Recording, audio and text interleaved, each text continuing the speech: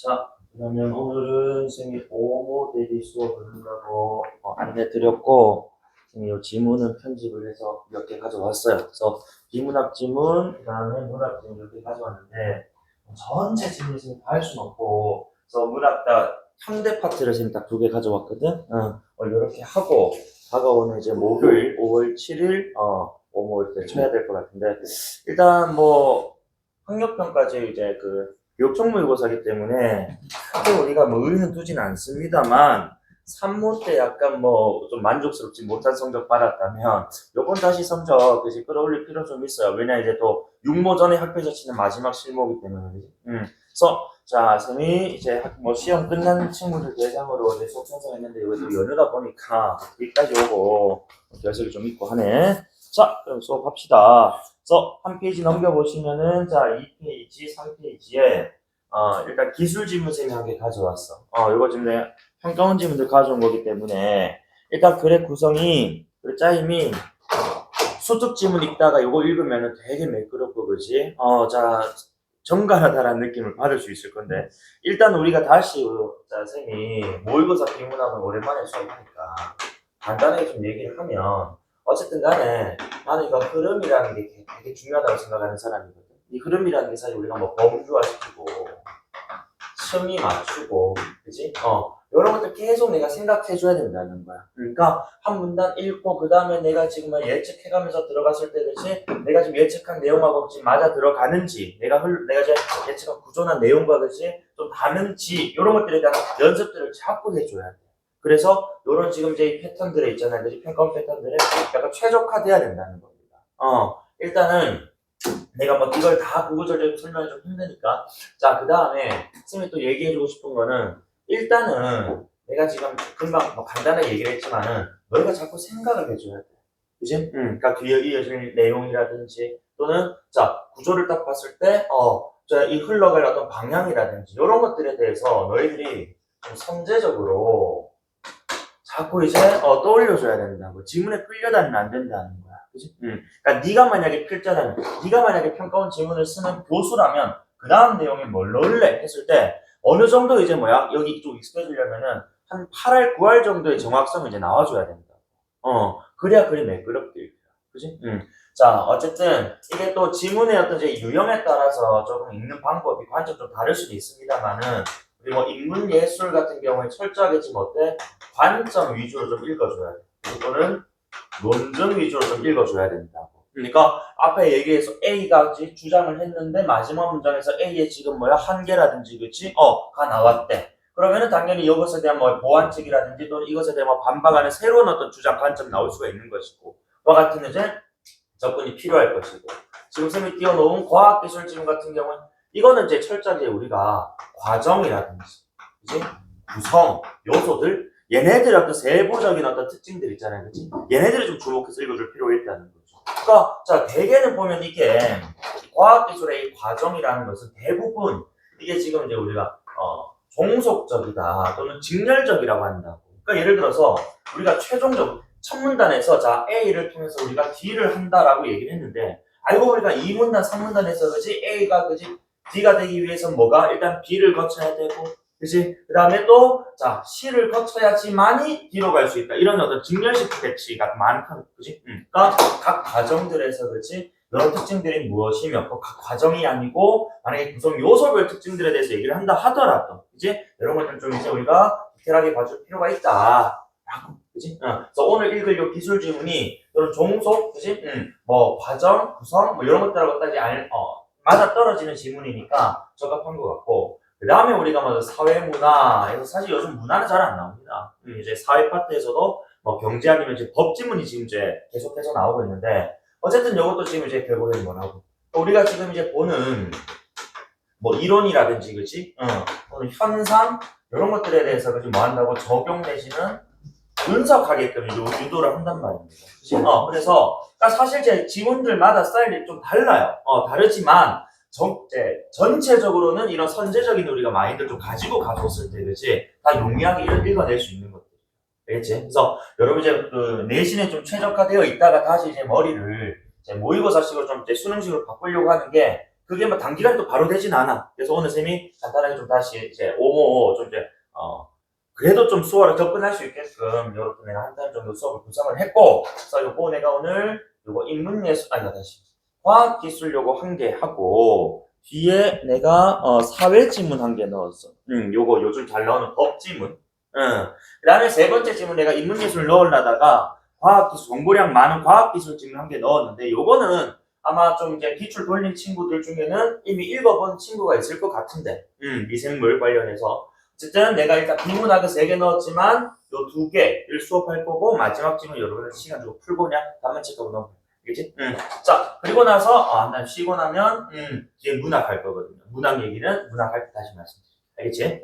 자, 그러면 1문단부터 한번 쌤이랑 같이 읽어봅시다. 2페이지 1문단. 자, 최근에 3D 애니메이션은 섬세한 입체 영상을 구현해서 실물을 촬영한 것 같은 느낌을 준다. 그러니까 이런 것들이 다 장난이라고. 자, 봐봐. 그래서 3D 애니메이션 지금 던져주고 지금 화두로. 그 다음에 자, 실물을 촬영한 것 같은이니까 실물 촬영 OX. X인 거지. 그치? 그러니까 실물을 촬영한 것 같은 정말 실제감이 구현된다는 것이지 진짜를 찍은 건 아니거든. 그치? 자, 어쨌든 그럼 여기서 자, 실물을 촬영한 것 같은 이런 느낌. 그치? 이것을 어떻게 구현해냈는가. 이게 중요한 거 아니겠어? 맞아? 그러니까 대개는 이런 과정이나 구성 같은 경우에는 뭐로 떨어진다고? how로 떨어진다. 쌤이 그래서 생각이 거창한 게 아니라고 했어. 어떻게? 그지? 또는 왜 그런데? 그죠? 또는 저게 뭐 뭔데? 뭐 요 정도만 띄우고 가도 그지. 웬만하면 다 적용이 된다고요. 그리고 이건 정답이 없어요. 여기서 네가 어떻게 그 느낌 만드는 것 이런 질문도 좋고 무엇이 그런 느낌을 만드는데 도움을 줄까? 그지? 무엇, what을 띄워도 된다고. 그지? 근데 봐봐 또 왜도 들어갈 수 있다고. 실물을 찍지 않았는데 왜 실물을 촬영한 것 같은 실제감이 날까? 왜? 이렇게 띄우고 가는 게 중요한 거예요. 알겠지? 쌤 저는요 쌤이 how라고 했는데 저는 what이 떠올랐는데요 그건 중요한 거 아니라고. 네가 그런 생각한 것 자체 중요해. 알겠지? 자 어쨌든 간에 이런 3D 애니메이션 구현에 있어서 그렇지? 자 이런 실제감 을 나타낼 수 있는 데는 뭐가 지금 이제 영향을 주느냐. 그래서 실물을 촬영해서 얻은 자연 영상을 그대로 화면에 표시할 때와 달리, 그러니까 진짜 실물 찍은 거랑 뭐 하고 있어? 비교하고 있어. 그렇지? 자, 진짜 실물 찍은 것과 다르게 3D 합성 영상, 애니메이션이니까 같은 말이겠지. 자, 을 생성, 출력하기 위해서는 이런 말 나온 거야. 조건. 그치? 그래서 보니까 모델링과 렌더링을 거쳐야 한다. 이런 것들 당위적 진술.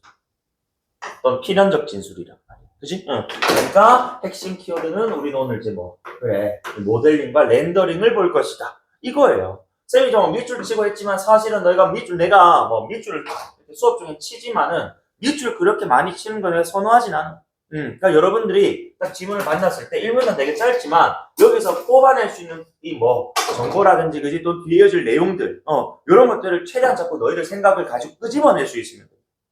계속 쌤 강조하는 거야. 자 어쨌든 간에 이건 내 필기는 따로 안 할게. 어쨌든 자 이런 실제감을 높이는데 모델링 그 다음에 렌더링이라는 친구가 그치 자 중요한 지금 기술인 것 같은데 요 기술은 과연 이제 궁금한 게 있죠. 그 개념만 나왔고 그렇지 개념어만 나왔고 얘네들에 대한 구체적 설명이 없으니까 이제 이 문단부터는 얘네들 순차적으로 그렇지 이렇게 몇 명씩 나왔으니까 얘 한 개 설명하지 않겠느냐 2, 3, 4문단 걸쳐. 자 그러면은 이 문단 가볼게. 그래서 모델링은 하고 또 박스가 쳐져 있으니까 얘는 단독 문제 나올 것 같다는 말이에요. 그래서 이렇게 지금 박스 쳐진 문제들은 웬만하면 그치? 내가 단락만 그치? 보고도 문제가 풀릴 가능성이 높단 말입니다. 맞죠? 그래서 이 친구는 읽고 바로 가서 풀어도 된다. 그러니까 흐름 참 중요합니다. 우리 결국 왜 지문 읽는데 그래 정답 맞추려고 있잖아. 그치? 그러니까 문제 푸는 어떤 전략들도 우리 좀 융통성 있게 설정할 필요가 있습니다. 이거 굳이 다 읽고 풀 필요가 없는 문제거든. 2번 문제 같은 경우, 그지? 그래서 이런 것들 우리가 또 문제 푸는 좀 전략적인 접근도 좀 필요하지 않느냐 이거야. 우직하게, 그지? 쭉 읽고 푸는 게 난 편하다 하면 그렇게 하셔도 됩니다. 그런데 나는 이렇게 왔다 갔다 좀 전략적으로, 그지? 이렇게 풀어내겠다. 쌤 특히 뭐 문학 볼 때 참 이렇게 좀 하잖아, 그지? 비문학도 이렇게 해야 된다. 그죠? 자, 어쨌든 간에 이 문단 볼게. 그래서 모델링은 3차원 가상 공간에서 물체 모양, 크기, 공간적인 위치, 표면 특성 등과 관련된 고유값을 설정 또는 수정하는 단계. 이 단계라고 하니까 이게 지금 뭐란 뜻이야, 결국에는. 단계는 결국 과정이거든. 맞아. 그러니까, 요거 지금 과정에 대한. 그지? 그래서 실제감을 높이는, 그지? 그 과정 중 하나가 모델링. 그 다음에 당연히 그럼 렌더링은 2번 단계겠지. 그 다음 단계. 그지? 자, 이런 식으로 간단 말이야. 그럼 다시. 이 모델링을 지금 이렇게 먼저 던져준 이유는 단계라고 얘기를 했기 때문에 모델링 다음에 렌더링 아니겠어? 평가 제일 좋아하는 또 이제 이 오답 구성 뭐라고? 선후관계 왜곡이라. 그지? 분명히 3D, 그지? 자, 이런 입체 모델이, 입체 영상이 실제감을 갖추려면 얘네 둘을 거치고 이렇게 가야 되는데 선택지에서는 렌더링 다음에 모델링 이지랄하면서 그지? 장난칠 수 있단 말이야. 내가 그 과정이란 말하고 직렬식이야. 과학기술에서 과정, 대개는 직렬식으로 많이 나오니까 요 순서 바뀔 수는 없을 거란 말이야. 그렇죠? 단계란 또 말을 썼으니까 이런 것들도 자꾸 우리는 생각 좀 해요. 자, 그 다음 어쨌든 보니까 모양 크기부터 해가지고 특성과 같이, 그지? 우리가 실제로 찍으려는, 그지? 자, 그 물체, 가상 공간에서 그 물체가 이제 자 모양 크기, 그 다음 위치, 특성이 어떤지에 대해서 이런 것들 고유라는 말도 표현하죠. 과학기술 지문에서 일단 뭐 고유, 그지? 또는 얘 많이 가지는 값, 이런 것들은, 그지? 이거 예외 없습니다, 그지? 정말 얘만 가진 스페셜한 값이기 때문에 이 값이 뭐 달라질 수 있다, 뭐 이런 식으로 얘기를 하면 안 될 겁니다. 맞지? 그래서 고유라는 말 나오면은 좀 잘 봐주셔야 돼. 자, 고유값 설정하는 단계 또는 수정하는 단계. 어쨌든 앞에 있는 저 범주들 다 넘기고 고유한 값을 설정하고 수정한다. 이렇게만 체크할게. 그래서 이때 모양과 크기를 설정할 때 주로 3개의 정점으로 형성되는 삼각형을 활용한다. 그래서 여러분 아마 뭐 이제 뉴스나 또는 다른 뭐 영상들 봤을 때 우리 뭐 3D 이렇게 뭐 약간 디자인 같은 거 할 때, 그치? 자동차나 뭐 이런 것들 또는 뭐 기계 만들 때 걔네들 막 이렇게 막 좌우로 360도 돌려가지고 이제 우리가 막 이제 3차원 영상으로 막 이제 보여줄 때가 있잖아요, 그지? 그때 보면 무슨 격자들로 해가지고 막 이렇게, 그지? 왔다 갔다 막 한단 말이야. 그때 그 하나하나가 3개의 점점의 그 삼각형을 가리키는 거. 이렇게 보시면 될 것 같아요. 자, 그럼 요거는 선생님 좀 배경지식 활성했지만은 고3 정도는 그 정도는 떠올릴 수 있을 것 같은데. 그래서 작은 삼각형의 조합으로 이루어진 그물과 같은 형태로 물체 표면을 표현하는 방식이다. 오케이, 좋아. 정점, 3개 정점, 작은 삼각형을 가지고 표면을 표현하는 거래. 그러니까 뭐 굴곡진 거, 그지? 또는 뭐 각진 거, 뭐 이런 것들을 표현한다 이거겠죠. 크기. 뭐야? 그래서 이 방법으로 복잡한 굴곡이 있는 표면 역시 정밀하게 표현이 가능하다. 뭐 삼각형 붙이고 떼고 하면 되겠지. 자, 이때 삼각형의 꼭지점들은 물체 모양과 크기를 결정하는 정점이 되는데, 자, 다시. 자, 이런 지금 또 뭐뭐 결정하는 뭐뭐가 된다. 이런 것들 다 뭐야? 쉽게 얘기하면 이 변수라는 변수. 그지? 그래서 삼각형의 꼭지점들이 물체의 모양, 크기를 그치? 이렇게 결정하는 정점이 되는데 이 정점들의 개수는 물체가 변형이란 결국 뭐겠노? 물체의 어떤 뭐가 변형, 그치? 말 그대로 이게 뭐 찌그러지거나, 그치? 이렇게 되더라도 이 개수 자체는 이미 뭐야? 결정이 되어버린 거야. 왜 그럴까? 위에 이미 뭐? 무슨 값이라고 했나? 고유라고 해버렸어요. 그치? 그러니까 이미 얘는 그래서 정해진 고유의 지금 값을 그치? 이렇게 설정되어 있기 때문에 정점들의 개수는 그치? 안 바뀐다. 맞아? 자, 그래서 어쨌든 이때 이 정점들의 개수는 변형된다 할지라도 변하지 않아요. 그치? 그리고 그 정점들의 상대적인 위치, 왜 찌그러졌으니까 원래 그 위치에서 조금 뭐 옆으로 퍼지거나, 그치? 또는 뭐 아래로 가거나 했을 것 아니야? 그러면 자, 그 물체가 커지거나 작아지는, 다시 어딨노? 물체 고유의 모양이 역시 변하지 않는 한 달라지지 않는다라고. 어쨌든 얘도 다 달라지지 않는 그런 상황입니다. 고유한 값입니다. 어쨌든 정점, 그지? 삼각형의 정점이라는 것 역시 이미 지금 고유한 값으로 지금 설정이 됐기 때문에, 그치? 모양 크기 결정하는, 그래서 어쨌든 물체가 변형이 되어도 역시 위치가 상대적 위치가, 그치? 모양 변하지 않는 한 달라지지 않는다. 라고, 그치? 모양 좀 달라지면 상대적 위치는 달라질 수 있다는 뜻이겠죠. 어쨌든, 자, 물체가 커지거나 작아지는 경우에는 정점 사이의 간격이 넓어지거나, 다시. 자, 물체가 지금 커지거나 작아진단 말이야. 맞아? 근데 커지거나 작아지는 것도 지금 크기가 변화하는 거잖아, 일종의. 근데 이미 이 지금 꼭지점들은 모양 크기 결정하는 정점이 되고 변형돼도 변하지 않는다고 했어. 그러니까 오른쪽에 정점의 개수는 안 바뀌고 뭐만 넓어진다고? 정점 사이 간격만 넓어지는 거야. 이해되니? 정점의 개수는 그치? 자, 홀딩 되고, 그죠? 그 외 나머지 간격이라든지 상대적 위치는 달라질 수 있다. 맞지? 응. 자, 그 다음에 회전 이동하는 경우도, 그치? 응. 자, 정점들이 그래. 간격을 유지하면서 회전축 중심으로 회전 또는 동일 방향으로 동일 거리만큼 이동하는. 어쨌든 정점의 개수는 홀딩 안 바뀐다. 이해돼? 응. 그래서 요런 부분들을 우리 캐치를 잘 해줘야 돼. 자, 그 다음 어쨌든 간에 정점 개수는 그대로 나머지 이제 변할 수 있단데, 이제 간격이라든지 위치라든지, 그치? 각도라든지. 좋아. 자, 이제 물체 표면을 구성하는 각 삼각형 면에는, 그렇지. 그 삼각형, 그치? 들이 이제 아까 우리 이제 크기라든지 이런 것들 이제 물체 표면 것들 보여주는 이제 기준이라고 했단 말이야. 그래서, 자, 그 면에는 고유 색감, 그 다음에 질감 등을 나타내는 표면 특성이 하나씩 지정된다. 즉, 삼각형 면의 표면 특성, 질감, 색깔, 이런 것들이 또 하나씩, 그치? 하나씩이라는 거 좀 올리겠지. 그치? 응. 둘, 셋, 이런 복수편 나오면 무조건 틀리게 되는 거란 말이야. 그래서 1삼각형 면, 그치? 1면, 1특성, 이렇게 보면 될 것 같아. 맞지?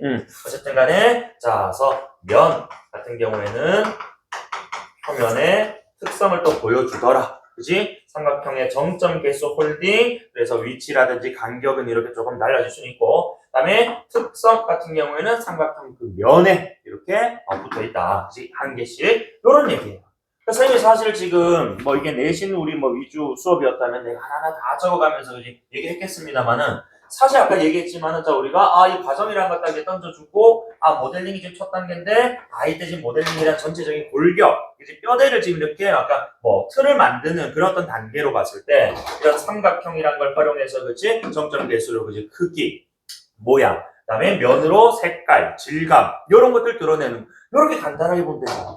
맞아? 그러니까, 여기서 한 번 더, 좀 더 이제 연장할 수 있다면은, 이제 내 말로 할 수 있어야 돼. 내 말로 정리해서 받아들일 수 있어야 된다. 그렇지? 그래서 정점이란 크기 모양. 그치? 그 다음에 면은 색깔 질감. 이렇게만 간단하게 가도 맞죠? 자, 어쨌든 이런 것들 이제 고유한 값으로 그치? 주어지더라. 이해되죠? 이때 이 표면 특성이라는 것도 결국에는 고유한 값 중에 하나 아니겠느냐. 그치? 자, 좋아요. 그래서 이 문단에서는 모델링 얘기를 했고, 자, 그 다음 3문단 보니까 공간에서의 입체에 대한 정보인 이 데이터를 활용해서 물체를 어디에서 바라보는가를 나타내는 관찰 시점을 기준으로 그래서 여기서 말한 이 시점은 포인트 오브 뷰 말 그대로 앞에서 어디에서 바라보는가, 그지? 요거 같은 말이니까. 그래서 2차원 즉 평면, 그지? 화면을 생성하는 것이 렌더링이다. 그렇지. 그래서 2문단 모델링이 끝나니까 3문단에서 이제 렌더링 던져준단 말이야. 그래서 자, 이 렌더링 같은 경우 이제 뭐 한다고? 2차원 평면의 화면 생성. 그치? 다만 앞에 시점을 고려해서, 그치? 자, 2차원 평면에 화면으로 띄워주는다.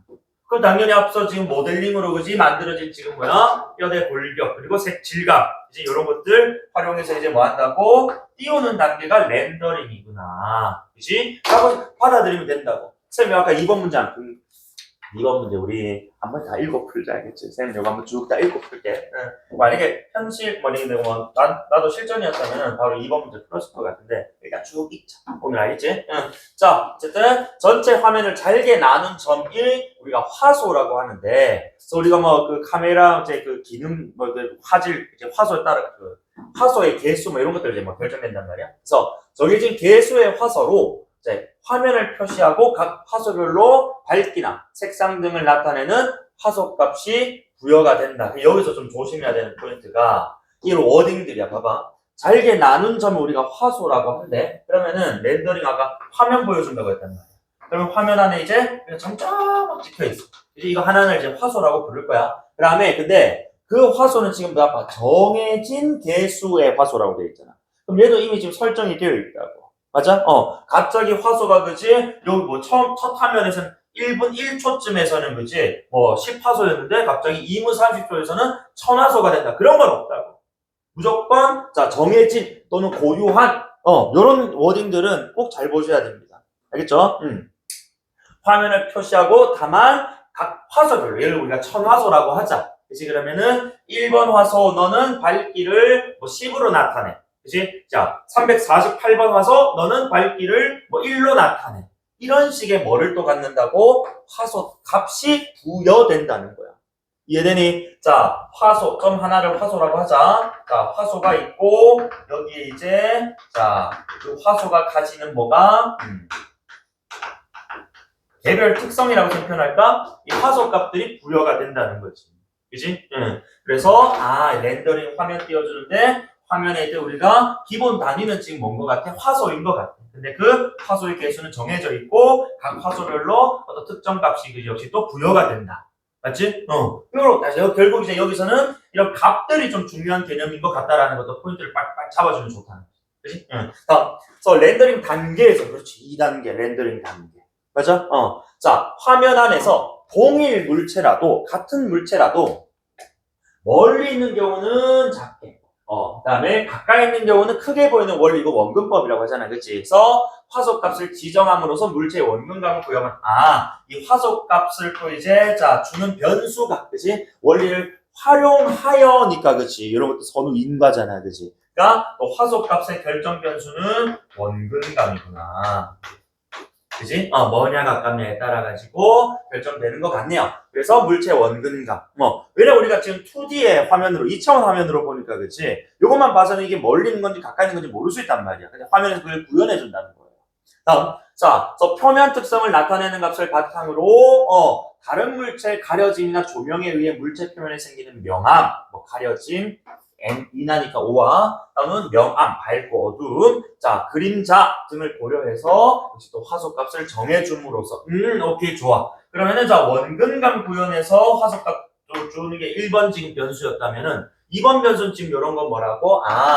표면 특성을 나타내는 값이라는 게 얘네가 지금 뭐라고? 결국에는 그래 표면 특성과 관련된 지금 세부 변수들인 거야. 그럼 요거는 그냥 간단하게 우리는 요거 표면 특성이라는 것을 좀 고려하는 거구나. 다만 표면 특성이라는 게 우리가 지금 고3 정도 됐으면은 머리에 용량이 조금 된다고 보자. 표면 특성 딱 보는 순간 이거 삼각형 뭐야? 면에서 봤던 건데. 그치? 그러니까 모델링의 그지 정보를 활용하는 거구나. 이렇게 판단해야 돼. 맞니? 그래서 이거를 그냥 이 문단 마지막쯤에 얘기했단 말이야. 모델링에서. 그치? 표면 특성 얘기를. 그러니까 이거 지금 만약에 휘발됐다면 조금 이거 내용량 늘리는 연습부터 먼저 하셔야 됩니다. 이거.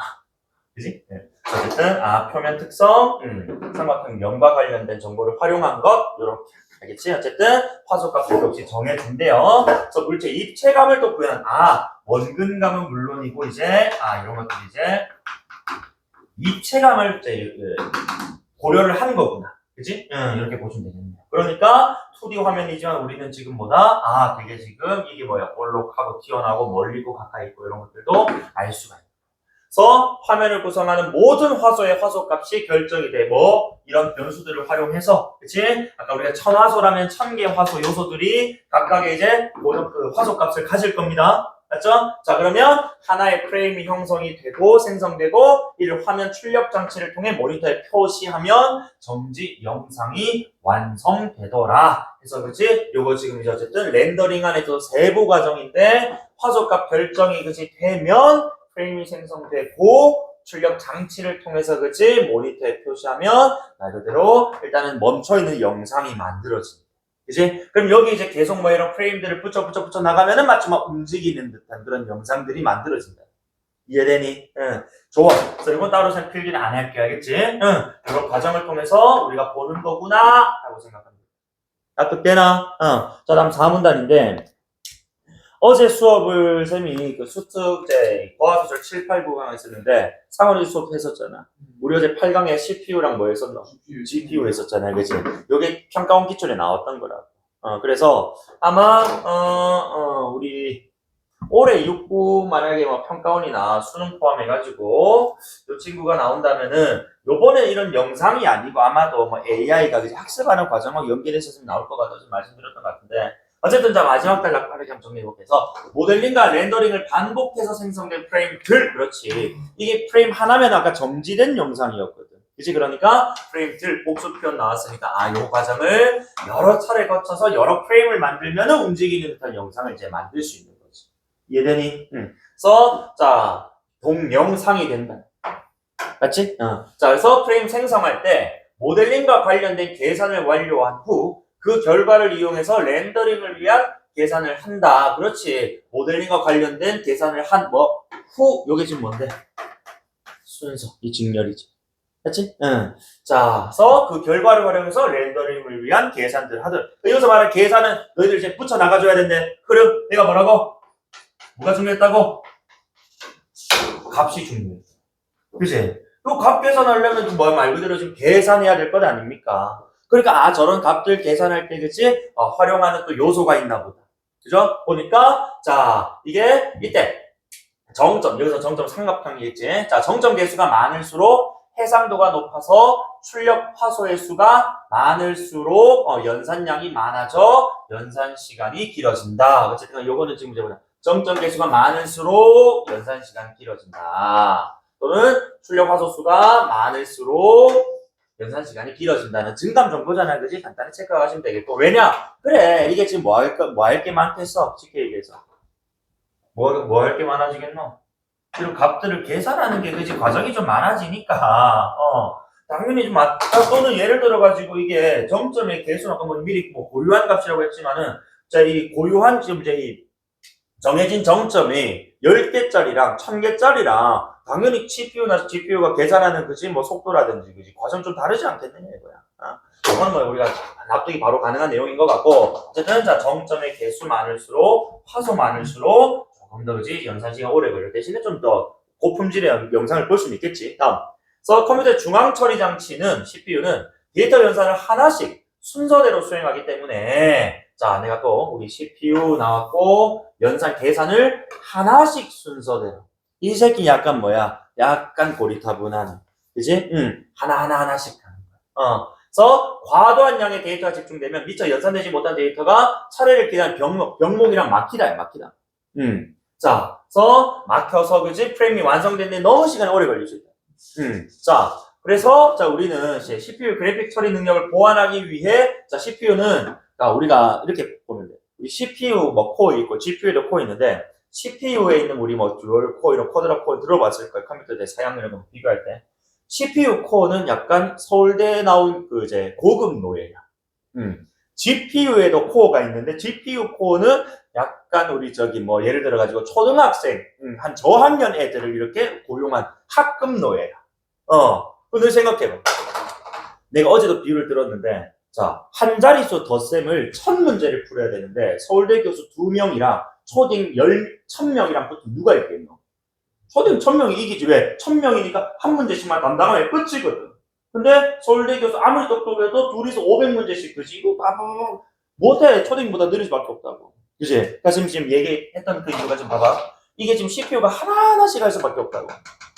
맞지? 답답해.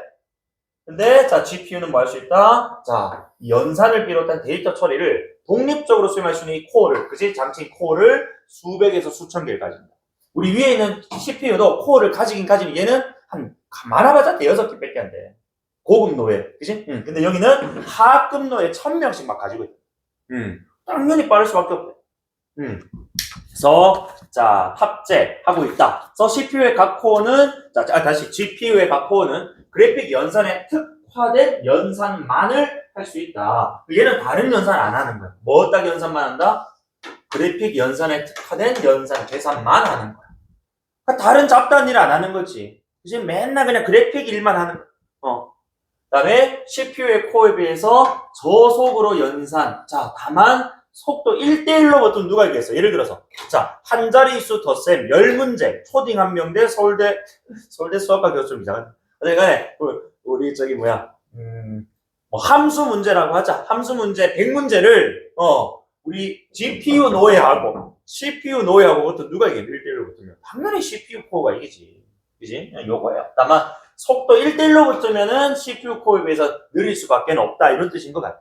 맞지? 그래서 하지만 GPU는 다시 동일 연산을 여러 번 수행해야 되는 경우에 고속으로 출력 영상, 여기서 말하는 고속이란 뭐라고? 1대1 대결이 아니고 뭐야? 1대1000 대결이라고.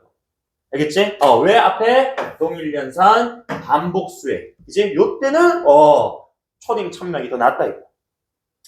그래서 왜냐하면 그 이유 다시. 그래서 GPU는 한 번에 연산할 수 있는 데이터들을 순차적으로 각 코어에 전송해요. 자, 그러니까 1000문제를 1000명한테 하나씩 쫙 주는 거야. 그래서 여기 땅 하면은 얘네가 한 너무 바보는 아닌 이상 10초면 풀겠지. 한 자릿수 덧셈이니까 10초 넘어왔나? 한 5초? 5초만 풀겠나? 그러니까 전체 코어에 하나의 자, 계산! 이라고 누르면은 5, 4, 12 이런 식으로 떨어뜨려 놓은 정답. 맞지? 그래서 다시 요거는 자, 데이터 자체는 순차적으로 각 코어 전송하고 이제 전체 코어에 하나의 연산 명령어 자, 더해! 라고 얘기하면 그치? 모든 데이터를 뭐 한다고? 동시에 연산. 그죠?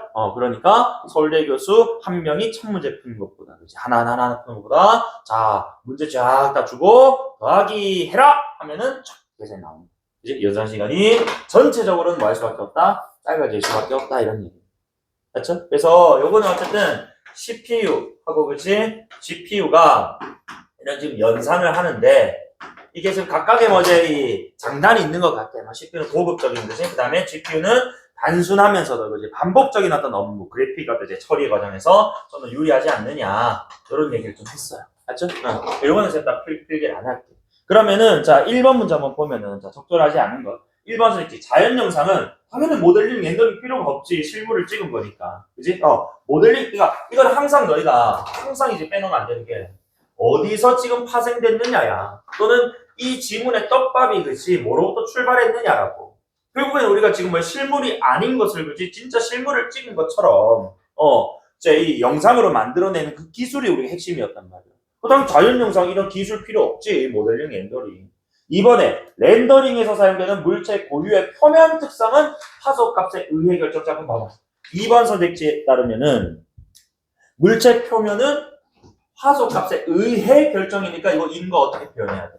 우에서 좌로 가야 된다. 하지만 우리는 이런 표면 특성을 화소값의 변수로 잡았었던 거예요. 화살표가 좀 반대 이런 것들 인과 왜곡이 선우 왜곡 딱 2번 찍힌 이런 것들은 솔직히 이게 물론 막 머리로 이해하고 넘어가 되지만은 과학기술 지문 같은 경우는 인과적인 어떤 부분들 나오게 되면은 이렇게 이제 이 방향성 있잖아요. 선생님이 가끔은 지문을 읽다가 좌에서 우로 이렇게 화살표 치는 경우도 있고 우에서 좌로 치는 경우도 있거든. 그냥 치는 거 아니에요. 여기 인과 방향성에 따라서 내가 지금 표시를 하는 거거든요. 요거 잘 체크만 해두면은 이런 왜곡과 관련해서는 낚이지 않는단 말이에요. 그치? 자, 3번. 당연히 이건 이제 원금 입체감은 아까 뭐야? 시점 기준으로, 그지? 우리 렌더링. 그 다음 4번에 3D 영상 재현한 화면의 해상도가 높을수록, 아까 해상도가 높다는 거 화소 개수가 많았거든, 그치? 연산량이 많아졌다. 그래서 시간이 좀 더 걸렸다. 이런 얘기 증감정도 있었고. 병목 현상은 연산 데이터 양 처리 능력을 초과. 그렇지. 연산할 데이터 양이, 그치? 처리 능력을 지금 초과해요. 너무 많아버린 거야. 그럼 막혀버린 거야.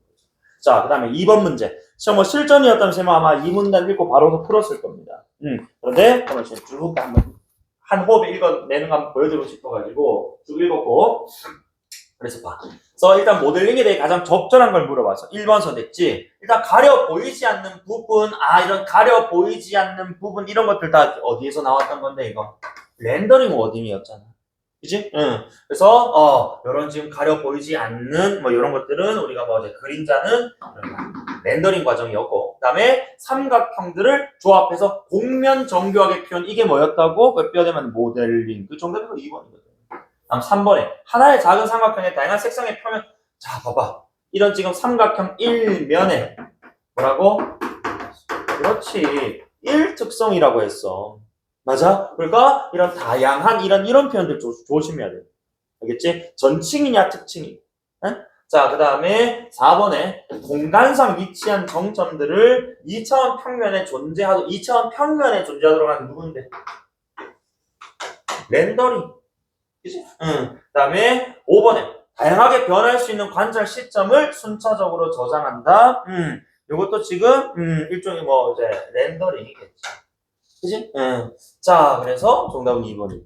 다음 3번인데, 3번이 기억이 지금 GPU야. 그치? 그래서 요 GPU와 관련해서 그렇지? 자, 추론한 내용인데 요거 지금 보니까 막 연산 시간만 이렇게 나오잖아요. 그렇지? 자, 그럼 한번 보자. 마지막 단락. 그래서 동일한 개수 정점 위치를 연산할 때 자, 동시에 연산을 수행하는 코어의 개수가 많아지면 연산 시간은 뭐 해야 되겠노? 짧아져야지. 그렇지? 자, 그 다음에 정점의 위치를 구하기 위한 10개 연산을 10개 코어에서 동시에 진행하려면은 그때 뭐야? 더해라 1개. 그렇지. 단일이냐 또 복수냐 이런 표현을 가지고 장난 많이 친단 말이야. 맞죠? 자, 실행할 때는 1개의 연산 명령어만 필요했어. 알겠지? 그 다음에 3번에 1개의 코어만 작동할 때 정점 위치를 구하기 위한 연산 시간은 CPU의 연산 시간하고 1대1로부터 뭐라고? CPU한테 진다. 느리다. 그치? CPU의 연산 시간보다 느리다. 이렇게 가장 정확한 그치? 풀이겠고. 4번에 정점 위치를 구하기 위한 각 데이터의 연산을 하나씩 만약에 순서대로 처리해야 한다면 원래는 뭐야? 한 방에 처리인데 만약에 이렇게 해야 된다면 이건 이제 가정적 진술이거든? 왜 이런 가정적 진술이 가능하냐면은 발문에서 추론으로 적절한 걸 물어봤으니까. 그치? 자, 그러면 만약에 이렇게 우리가 하나씩 순서대로 처리해야 된다는 가정을 한다면 다수의 코어가 작동하는 경우 총 연산 시간은 1개의 코어만 작동하는 경우의 총 연산 시간과 어때? 이게 다수의 코어가 있어도 앞에 전제 가정을 잘 봐야 된다고. 뭐대로? 하나씩 순서대로 처리하니까. 그치? 사실 누구랑 1개랑 그치? 맞붙었을 때랑 똑같다 이거예요. 다수가 지금 의미가 없어진다는 거지. 하나씩 처리를 한다면. 원래 GPU의 장점 뭐라고? 하나씩 순서대로라는 이건 CPU의 그치? 특성을 보완하기 위해서 그치? 1개 명령어를 통해서 그치? 그 작업을 그치? 동시에 1000개, 수만 개씩 딱 한 번에 해버렸었단 말이야. 그런데 이게 하나씩 순서대로 처리해야 된다면이라는 가정이 붙었기 때문에 이게 지금 1000개든 10,000개든 어쨌든 어떻게 된다고? 코어는 여기서는 하나씩 처리해야 되니까 그렇지. 1개 코어랑 작동할 때 다를 바가 없다 이겁니다. 그래서 이런 지금 가정적 진술이 붙었기 때문에 사실상 다수의 코어는 의미가 없어져 버리는 거지. 1개 코어랑 작동 시간이 같은 이런 상황이 되거든요. 정답 4번. 그죠? 자, 다음 5번에 정점의 위치를 구하기 위해 연산해야 할 10개 데이터를 10개의 코어에서 자 처리를 할 경우에 모든 데이터를 모든 코어에 전송하는 시간은 1개 데이터를 자 그래서 여기서 장난친다. 자, 아까 우리 GPU도 이 말이 나왔었어. 어디 나왔었냐면은 연산이 아니고 뭐를 자, 3단 한번 볼래? 이 표현이 어디 나왔었냐면은 자, 우리 GPU 같은 경우에, 그치? 자, 이게, 그 GPU 보면은, 보자.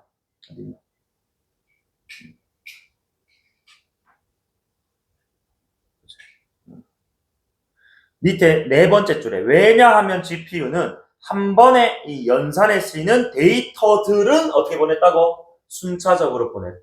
그치? 야, A 초딩 너 1번 담당해라. 그 다음에 자 B 초딩 너 2번 담당해라 해가지고 그렇지? 알파 초딩 너 3번째 데이터 담당해라. 요거는 뭐대로 간다고? 순서대로 나눠준다고. 맞아? 요거는 그러니까 요거 때문에 너희 4번 5번이 막 머리가 헷갈리는 거예요. 문제 1, 2, 3번까지는 솔직히 족밥 문제거든. 이 4번 5번에서 정신 나가버리는 거예요. 맞지? 데이터는 뭐 한다고? 야, 초딩이 A와 1번 받아가. 야, 초딩 알파와 1000번 받아가. 이제 다 받았지? 자, 이제 버튼 누르면은 시작이다. 쭉 누르니까 한 번에 쫙 나왔던 거야. 맞아? 그래서 데이터는 순차적으로 가니까, 그치? 모든 데이터를 모든 코어에 전송하는 시간은 한 개 데이터를 한 개 코에 전송하는 시간하고 결국에 뭐하다고 다 똑같을 이제 이게 같을 수는 없으니까 이게 당연히 순차적으로 가니까 이건 길어야지. 이제 10개 데이터 10개 코에 순차적으로 주는 거. 한 개를 그냥 한 놈한테 주는 거예요. 당연히 차이가 있을까요? 그래서 제가 봤을 때는 이거 1, 2, 3번은 지금 절대 안 되는 선택지라면 4번, 5번은 이런 식으로 지금 뭐예요? 하나씩 순서대로. 그치? 요 얘기를, 그치? 자, 요 얘기를 위에서는 지금 가정이니까. 그치? 우리가 납득할 수 있어야 되는 거예요. 5번에서는 지금 하나의 순서대로기 때문에 이거는 같을 수가 없다. 이렇게 갔었어요. 요말. 요게 핵심. 그죠? 응. 좋아. 자, 그 다음에 오른쪽 상단에 4번 문제인데 쌤이 봤을 때는 3번 문제, 4번, 5번 선이 진짜 더 어려웠던 것 같아. 얘보다. 얘는 결국에 지금 봐봐. 어쨌든 간에 또 뭐 구체적인 지금 이제 영상을 또 만들었네, 얘가. 그치? 그래서 이 만드는 과정이 결국 이건 그림 여기에 낚이지 말고 사실상 뭐야? 모델링과 렌더링의 세부 내용을 잘 알고 있니? 요거 물어보는 거예요. 그림은 트릭입니다. 자, 그래서 지금 장면 1만 한번 놓고 보면은 얼굴 정면이고 입에 아직 불지 않은 풍선을 그치? 자, 이렇게 물고 있다. 그럼 1번선 있지 바로 봐. 자, 렌더링 단계에서 풍선에 가려 보이지 않는 입 부분은 화소값이 설정될까 안 될까? 그죠? 가려서 안 보이는 부분이니까 당연히 여기는 화소값이 부여되지 않겠지. 그치? 입술과 관련된 화소값이 부여되지, 사용되지 않을 거라는 거야. 다시 말해. 화소값이 부여가 아니고 다시. 이 지금 입술, 가려진 요 입술이 있을 거 아니야. 그치? 요것과 관련된, 자, 이 표면 특성은 고려되지 않는다. 이 화소값을 결정할 때. 풍선에 가려진다. 당연히 풍선을 고려해서 화소값을 주지 않겠느냐. 그치? 1번 맞는 말이고. 그 다음에 2, 3번 선택지를 위해서 장면 2 볼게요. 자, 바람을 부어 이제 뭐 한다고? 점점 커진단 말이야. 그치? 커진다. 그럼 자, 당연히 커지는 단계, 이건 뭐야? 모델링 얘기 나와야 되거든. 2번, 3번 선택지 봐라. 그래서 이번에 모델링 단계에서 풍선에 있는 자 밑줄, 정점의 개수는 유지. 그래, 정점 개수는 뭐야? 홀딩이라고. 맞아? 뭐 움직이든 커지든 작아지든 정점 개수는 홀딩이야. 맞지? 지금 위치는 달라질 수 있어. 3번에 그래서 모델링 단계에서 왜 좀 커지니까 뭐야? 커지면은 점점의 그 사이 간격이 그지? 넓어진다 했거든. 그지? 그래서 점점 사이의 거리가 멀어진다. 그럼 여기 스무스하게 나오는 겁니다. 사실 그래서 이 3번 문제는 훨씬 쉬운 문제. 그지? 포인트만 잘 잡으면 돼. 그래서 여기 지금 자 풍선 불고 있네, 입술 안 보이네. 그 다음에 점점 커지네 모델링, 그지? 정점 개수는 그대로면서 간격 넓어지겠다 이런 얘기. 바로 나와야 돼. 그 다음에 3번 봐. 커지지 않아, 이제 멈췄어. 그지? 자, 보안 유지야. 그 다음에 네모는 풍성하게 지금 뭐 한다고? 점점 멀어진다. 그럼 요건 뭐 띄워야 돼? 머릿속에. 렌더링 띄워야지. 맞아? 그런데 4번 선이 지금 뭐라고 하고 있어? 모델링 단계에서 이런 얘기를 한다. 멀어지려면 이제 원근당 표현 지금 상황이거든. 그치? 요거는 모델링 단계가 아니라 렌더링 단계 나와야죠. 맞지? 응. 자, 그래서 요거 렌더링이요. 그 다음에 정점들이 이루는 삼각형들이 작아지겠군. 뭐 이게 뭐 정점들이 이루는 삼각형 이게 점점점 멀어지니까 이게 일종의 지금 뭐야? 원근과 표현하니까 점점 멀어진다는 것은 만약에 모델링이라 하더라도 점점 멀어지는 건 점점 뭐 작아지는 거잖아. 맞지? 응. 그러니까 요거는 어쨌든 자 렌더링 자 어쨌든 간에 요거는 좀 멀어지는 이니까 그지? 렌더링 단계이기 때문에 모델링이라는 것이 주어가 지금 들어가면 안 된다. 이런 얘기. 다음 5번 선택지 자 렌더링 단계에서 전체 화면에 화소값이 부여되는 화소의 개수는 변함대 안 돼. 화소 개수는 정해져 있다고. 맞지? 이런 것도 장난친단 말이야. 이해되나? 그래서 이 삼각형이 지금 이제 작아진다라는 요거는 이미 모델링 단계에서 그지 뭐 이런 것들이 지금 정해졌고 여기는 지금 이제 자 멀어지는 거기 때문에 렌더링으로 보는 게 맞다. 그죠? 그래서 정답은 4번. 그래서 첫 번째 질문 선생님이랑 같이 읽어봤는데 그렇게 막 어렵진 않아서 평가원 지문 치고는 이게 뭐 3번에 4, 5번 선택지가 조금 까다로워서 그렇지 그치 뭐 보기 문제도 그렇고 그죠? 꽤나 풀만했다. 응? 자 그럼 잠깐만 좀 쉬었다가 뒤에 법인격 지문 같이 쌤이랑 또 같이 읽어볼 거예요. 알지? 잠깐만 쉬십시오.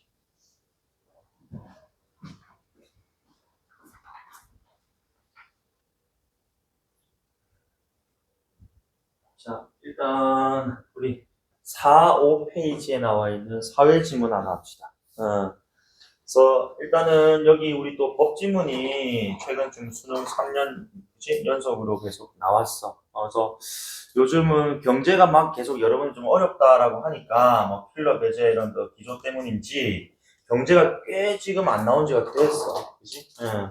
그래서 지금 뭐 그게 수능뿐만 아니고 비단 저기 육구 평가원 때 우리 그 모의고사에서도 그런 또 기조라 가지고 올해도 뭐 수특이나 수안에 나오는 이 법지문이라든지 사회 현상 관련된 지문들은 뭐 잘 읽고 가주시는 게 좋을 것 같습니다. 그래서 왜냐면 이제 요즘 그 비문학이 수특에서 연계 이 비율이 연계 체감 연계율이 되게 높아.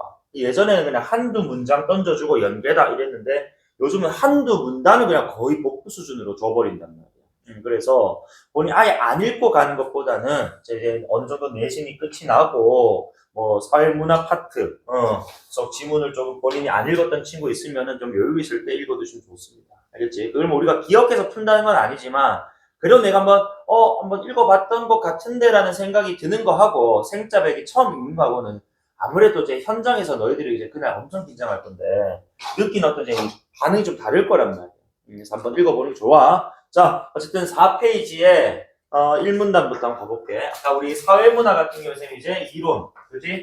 현상, 뭐 분석이라고 했는데 특히 뭐 법지문이 요즘 많이 나오는 추세이기 때문에 그렇지. 요게 지금 또 보면은 자, 조건, 대상, 예외, 그지? 요런 것들도 이제 부가적으로 더 붙는단 말입니다. 법지문이라고 하면. 자, 그래서 요런 것들까지 염두에 두시고 이제 우리 한번 지금 읽어볼게. 그치? 그래서 권리와 의무의 주체가 될 수 있는 자격을 권리 능력이라고 한대요. 시작과 동시에 지금 어떤 개념을 던져줬고, 자, 사람은 태어나면서부터 저절로 권리 능력을 갖게 된대. 그러니까 태어나면서라는 요게 지금 일종의 지금 뭐야? 권리 능력의 지금 조건이야. 사람, 그지? 자, 생존하는 내내 보유를 한대요. 생존 내내 가지게 된다. 자, 그다음 그리하여 사람은 재산에 대한 소유권의 주체가 되며 다른 사람에 대해 채권을 누리기도 하고 채무를 지기도. 그래서 우리 법지문에서 말하는 이 채권과 채무는 권리와 의무라고 보시면 됩니다. 알겠지? 첫 문장 나왔던. 자, 그래서 오케이 좋아. 사람 근데 여기서 포인트가 있다면은 사람은 태어나면서부터 권리 능력을 자연스럽게 가지고 생존 내내 가지게 된다고. 그지? 그래서 이런 자 비교급 보도사 은는이 붙으면은 약간 자, 특히 첫 문장, 첫 문단에 그지 나오고 있는 경우라면 잘 읽어봐야 돼. 왜냐, 봐봐. 이 사람들의 결합체인 뒤에 뭐가 나오냐면은 단체, 도가 나온단 말이야. 올소. 그지? 그러니까 단체 또한 일정한 요건. 자, 그럼 다시 여기서. 자, 현정아, 일정한 요건 구체적이야, 추상적이야? 추상적이거든. 그러니까 법정에서 바로 조건 던져주는 경우도 있지만 이런 식으로 그렇지? 야, 일정한 조건, 요건을 갖추게 되면 얘도 뭐 주겠다고? 그래, 권리 능력을 주겠다. 라는 거예요. 그렇지? 그럼 이제 일단 그래, 일정한 지금 요건이 추상적이니까 당연히 그 다음 내용 뭐가 궁금해야 돼? 그래, 그 일정한 요건이 구체적으로 뭔데? 그치? 자, 그래서 자, 법으로서 부여되는 권리 능력인데 이 권리 능력은 근데 사람이 가지는 권리 능력과 좀 다른가 봐. 그래서 좀 다르게 부르네. 법인격이라고. 그치? 그러니까 뭐로서 주는 거야? 법으로서 부여되는 능력에서 그치? 법인격 이렇게 부르는 것 같습니다. 맞지? 그럼 다시 여기서 쌤 그러면은 사람은요 법으로서 부여되는 게 맞을까 아닐까? 사람은 아니야. 저절로 갖게 되는 거야. 그 법이 필요가 없어. 사람이라면 누구나 저절로 갖게 되는. 이런 것들도 이제 포인트인 거지. 그지? 법으로서 갖춰지는 것이 인격, 권리 능력을 법인격 따로 구별한 겁니다. 알겠지? 사람은 저절로 갖게 되는 건데, 어쨌든 간에, 자, 그래서 그 조건이 뭘까? 그래서 단체 중에는 사람들이 일정한 목적을 갖고 결합한 조직체로서 구성원들, 그 개개별 사람들 있잖아요. 그치? 자, 구별되어서 독자적 실체로서 존재를 하면서 운영기구를 두어서 구성원에 가입할 때 관계없이 존속하는 단체가 있다. 그러니까 단체가 여러 단체가 있는데 그 중에서 요 지금 이제 자 조건에 그치 부합하는 단체가 있대. 이를 우리는 뭐라고? 사단이라고. 여러분 아마 그래서 뭐 사단법인 그치 뭐 이런 식의 어떤 표현을 들어봤을 거예요. 그치 사단법인 무슨 협회 뭐 이런 식으로 어쨌든 얘네가 지금 사람들이 목적 갖고 모여서 그치 독자적 실체로 존재하면서 운영기구가 있고 그다음에 가입할 때 관계없이 존속하며 그다음에 뭐 법으로서 권리 능력을 부여받은 단체인가 보다 이렇게 생각해도 좋다는 거예요. 왜? 이거 지금 법인격을 치료할 수 있다. 단체 또한 법인격 다음에 지금 이제 사단이라는 게 나왔으니까. 맞지? 응. 자, 그런데 여기서 사단이 갖춘 이러한 성질 지금 뭐? 쌤이 꺽쇠층 요걸 얘기하는 거겠지, 그치? 이걸 또 다시 사단성이라고 한대요. 자, 어쨌든 사단에 할까 우리 구성원들. 자, 사원이라고 한답니다. 그럼 이제 우리가 뭐 도식 간단하게 하면 되잖아. 자, 사단이 있대. 여러 사람들이 모여. 그런데 그 여러 사람 한 명 한 명들을 뭐라고? 우리 그 회사 그냥 일반적 사원이 아니야. 알겠지? 그러니까 요거는 지금 이제 사단을 이루는 구성원 이렇게 읽으면 되겠지. 아니? 자, 어쨌든 목적을 가지고 있을 것이고 독자적인 실제로 존재할 것이고 자, 이때 이 사단의 구성원은 자, 다시 사단의 구성원 사원이고 자, 사단은 법인으로 등기가 되어야 법인격이 생기는데 그렇지 다시 자 법인으로 등기되어야 뭐뭐 해야는 지금 뭐라고 당위성이라고 필연성이라고 알겠지? 그러니까 여기서는 자 우리 조건 한 개 지금 나왔어 그지? 법으로서 그지? 우리가 법인격 부여한다는데 지금 뭐 등기 그치? 등기란 우리 법지문 또 이제 뭐 부동산 매매 이런 지문이 많이 나왔는데 등기란 결국 이제 우리 등기, 등록, 공시 뭐 이런 식으로 법적으로 뭐 등록하는 거라고 보시면 됩니다. 알겠지? 자, 어쨌든 법인으로 등록되어야 법인격이 생기는데 법인격을 가진 사단을 우리가 뭐라고 부른다고? 여기 만약에 법인격을 그치 가진다면 이때 우리 이 사단을 뭐라고 부르겠다고? 사단, 법인 이렇게 또 따로 부르겠답니다. 그렇지? 그럼 여기서 봐봐.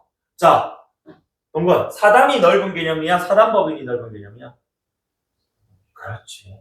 사단은 지금 뭐야? 법인격을 가지지 않은 것 전체 다 포함하는 거라면 거지. 사단법인은 사단 중에서 법인격 가진 거니까 법인격이 없는 사단, 일반 사단도 있을 거란 말이야. 그 당연히 사단도 상위 개념으로 봐야 되는 거야. 근데 내가 요거 비문학교 할 때마다 얘기하는 게 상하 범주 나눴을 때 상위어가 있고 하위어가 있으면은 하위어는 상의어의 내용을 뭐 한다고? 내포 전제하고 있다고. 그리고 자기만이 가진 플러스 알파, 베타 이런 걸 또 가지니까 그지? 하위 범주로 지금 이렇게 파생된 거야. 알겠지? 그러니까 너희가 문제 풀다 보면은 분명히 지금 자 예를 들어 가지고 하위 범주에 대해서 우리 설명하는데 상위 범주를 가지고 있다 설명이 나와. 이건 아니지 않나 이 지랄하는 거야. 왜 아니냐? 하위 범주라는 말은 상위 범주 내용을 이미 전제 내포하고 있기 때문에 말을 안 해도 요 내용은 지금 뭐 이미 들어가 있는 거라고.